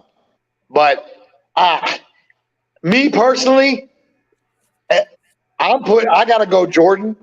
Mm-hmm. I gotta go Kobe. Okay, and I know Rob's not gonna like to hear it. I got those 2 to me. Bump LeBron. I'll take Kobe over LeBron. I accept that. Yeah. So I got between because those if I'm looking at those three, I gotta go Jordan, Kobe. I gotta go Bill Russell, and the fourth one to me is between. God, I mean, there's so many. It is. There's so many. Yeah, Larry, Magic. I mean, LeBron's in that mix. Shaquille. I mean, for what Shaq did for the game when he was Hakeem in. Olajuwon. Hakeem Olajuwon. There, I would have to leave the fourth one blank. How about that? There you go. Still to be determined. So, yeah. Of course, before you let you get out of here, of course, we're about to get out of here 5 more minutes. So I asked you this, Jason. Of course, I know you, for the most part, you run 3 divisions, 3 conferences, and for the most part, have to keep some bias in the situation, unbiased. But in your 3 conferences, who are you looking at? If you was choosing one, or your mindset, let's take a walk through the mind of Jason. Who is coming out as the NBA champion this year? Ooh, okay. That's a tough one because I'll tell you this. Just because a team finished where they're finished in the regular season doesn't mean they're going to have all those players for the Western Eastern Conference Finals or the NBA Finals, because the NBA Finals is 6 weeks later after the conference finals. You can have deployment, you can have school, you can have work or duty, you can have a myriad of things that can screw up that lineup. But just to take them at face value, where they are right now, out of the Pac West, you still have the defending champions, Luke Air Force Base, who has quietly picked up an 11-1 record this year. Okay, so I think you can't discount that. You can't beat until you beat the champion. You can't discount them out. So Luke Air Force Base is a tough team. Camp Pendleton out there as well is also 11-1. So then both of those teams are for me coming out of the Pac West. The Central has an 11-1 Fort Hood team. Okay, that's peaking, I think, at the right time, and they still have to go to Cannon this weekend and finish their season. CMB, Mike's team, okay, is standing at 9-1. Started off kind of slow, but has picked it up, and I think they're also peaking at the right time. My surprise pick, Trey, and it's not because it's y'all's show, but my surprise pick this year is Fort Polk. They're my dark horse because nobody knows what they are. Exactly. Nobody has any background. They are last year's Fort Hood. Nobody knows what they can go to the Western Conference Finals and blow through it, or they can go to the Western Conference Finals and fall on their face. I don't know what we're going to get out of them. And the Atlantic in the East, the Atlantic has Jackson Military Basketball with what Coach Wayne Walcott's doing out there with them, who's 10-2 in second place. JBLE, Langley Eustis has always got a strong team. They're 10-1 out there with their record. Fort Benning is a team in the middle of the pack that's peaking at the right time. I mean, Fort Campbell, even though they're in the bottom of the rack this year, you just don't know what Paul Parker's going to bring to the table with that team. So I know I'm kind of dodging the question. There's just too many teams out there to pick anybody straight up. I feel it. So, a question: we see the Hall of Fame class. So, what is the criteria when y'all selecting the Hall of Fame, the classes? Which is this is your second or third class? This will be our third class this year. We had our inaugural class 2 years ago. Then we had our class last year. Each branch, each branch gets their representatives that go back in time over Army, Navy, Air Force, and Marine basketball. And we put our best men and or women basketball players up for a vote within each service. And then the service representatives come together, and based off of the history and the accomplishments of those players, is what we use to narrow it down and pick 4 players to give us our 16 for the Hall of Fame class. So just because someone didn't make this class this year doesn't mean that they weren't good enough. It just might have mean that there was somebody that the committee felt might have been more deserving at this time. Because I might not know the other 3 services players, or I might not even be privy to all of the Army players, but when you match up their resumes, like I'll tell you this, like my selection this year was Jerice Harden. Okay. A lot, and coming out of the MDW area, as far as being stationed up there a lot, and what she did at All Army and USA basketball in the 80s and the 90s, a lot of people don't know about her or know what she played. When I was stationed in DC up there at Fort Myers in the early 2000s, and to see her on the tail end of her career, she was still running through people. Okay. So a lot of people don't know her or know what she did as far as for military basketball on the women's side. But when you match up her resume against the other people, she was my pick. Okay. And I mean, they'll get to see what she's about when they get to Denver. So, but we don't pick current players. You have to be retired at least 3 years of not playing military basketball before you can be considered. And we're taking it as far as coaches and players of that caliber right now. Okay, so our girl, a good friend of ours, it was in the inaugural class, Bishop. Who? Kim Green. Kim. Oh, Kim. Yeah. Yep. Yeah, Kim's done a lot. Kim's done a lot for military basketball in her time, and I felt Kim. I feel Kim was deserving of that, and inauguration class. I was in it.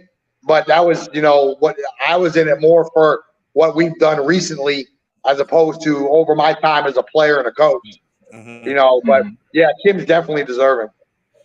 So of course, of course, as everyone has various things to get through on this weekend as we get ready to get started. Of course, be sure to check out the Gypsy King as he goes to defend his belt against White, as we hopefully a good fight. But like I said, get ready to enjoy your weekend. We greatly appreciate the NBA coming on, Mr. Kevin Walker, Jason, Commissioner Myers, Ron, of course, as usual. Everyone, we greatly appreciate y'all coming on, rocking with us. As y'all know, if y'all are in these areas, Phoenix City, Las Vegas, in Denver in July, be sure to go through, check out the MBA, Military Basketball Association Conference Championship, Eastern Championship, Western, the finals. If you're in, as y'all heard Jason say, there's still some games going on. If you're in those areas, go check them out. I'm very sure you can go to the NBA website and check them out to see where they're potentially playing at, as they play at satellites and starships. 3 or 4 teams in one area. You can catch them all, see all the talent that the military has to offer. Y'all don't sleep on the military athlete. Be sure to check them out before we get out of here. Any last words, gentlemen? I'll say one thing. I think all y'all, Jason, Mike, Kevin, all y'all, appreciate y'all for taking the time out of your day with us today. Thanks. I'll say this. It just scrolled across my phone. The Hornets just fired their coach. There we go. So I'll leave y'all with that, to talk about for next time. But no, I do appreciate y'all letting me come on and talk about it and just sports in general. I mean, anytime. I definitely would love to come back on after we get through the Eastern and Western Conference Finals, after Memorial Day, to kind of recap that and set up the NBA Finals with our top 16 military basketball teams. I'll say good luck to the teams that are traveling to San Antonio, next weekend to go down there. A lot of them, that's a good tune-up for them, because they're going to be playing against other teams, other military ball players that are, put together as installation teams, or just guys coming together to play as ID card holders. So it gives them a good tune-up to play before we knock it out. So good luck to all of them down there. And I'm just like I said, I'm excited to see how this all pans out.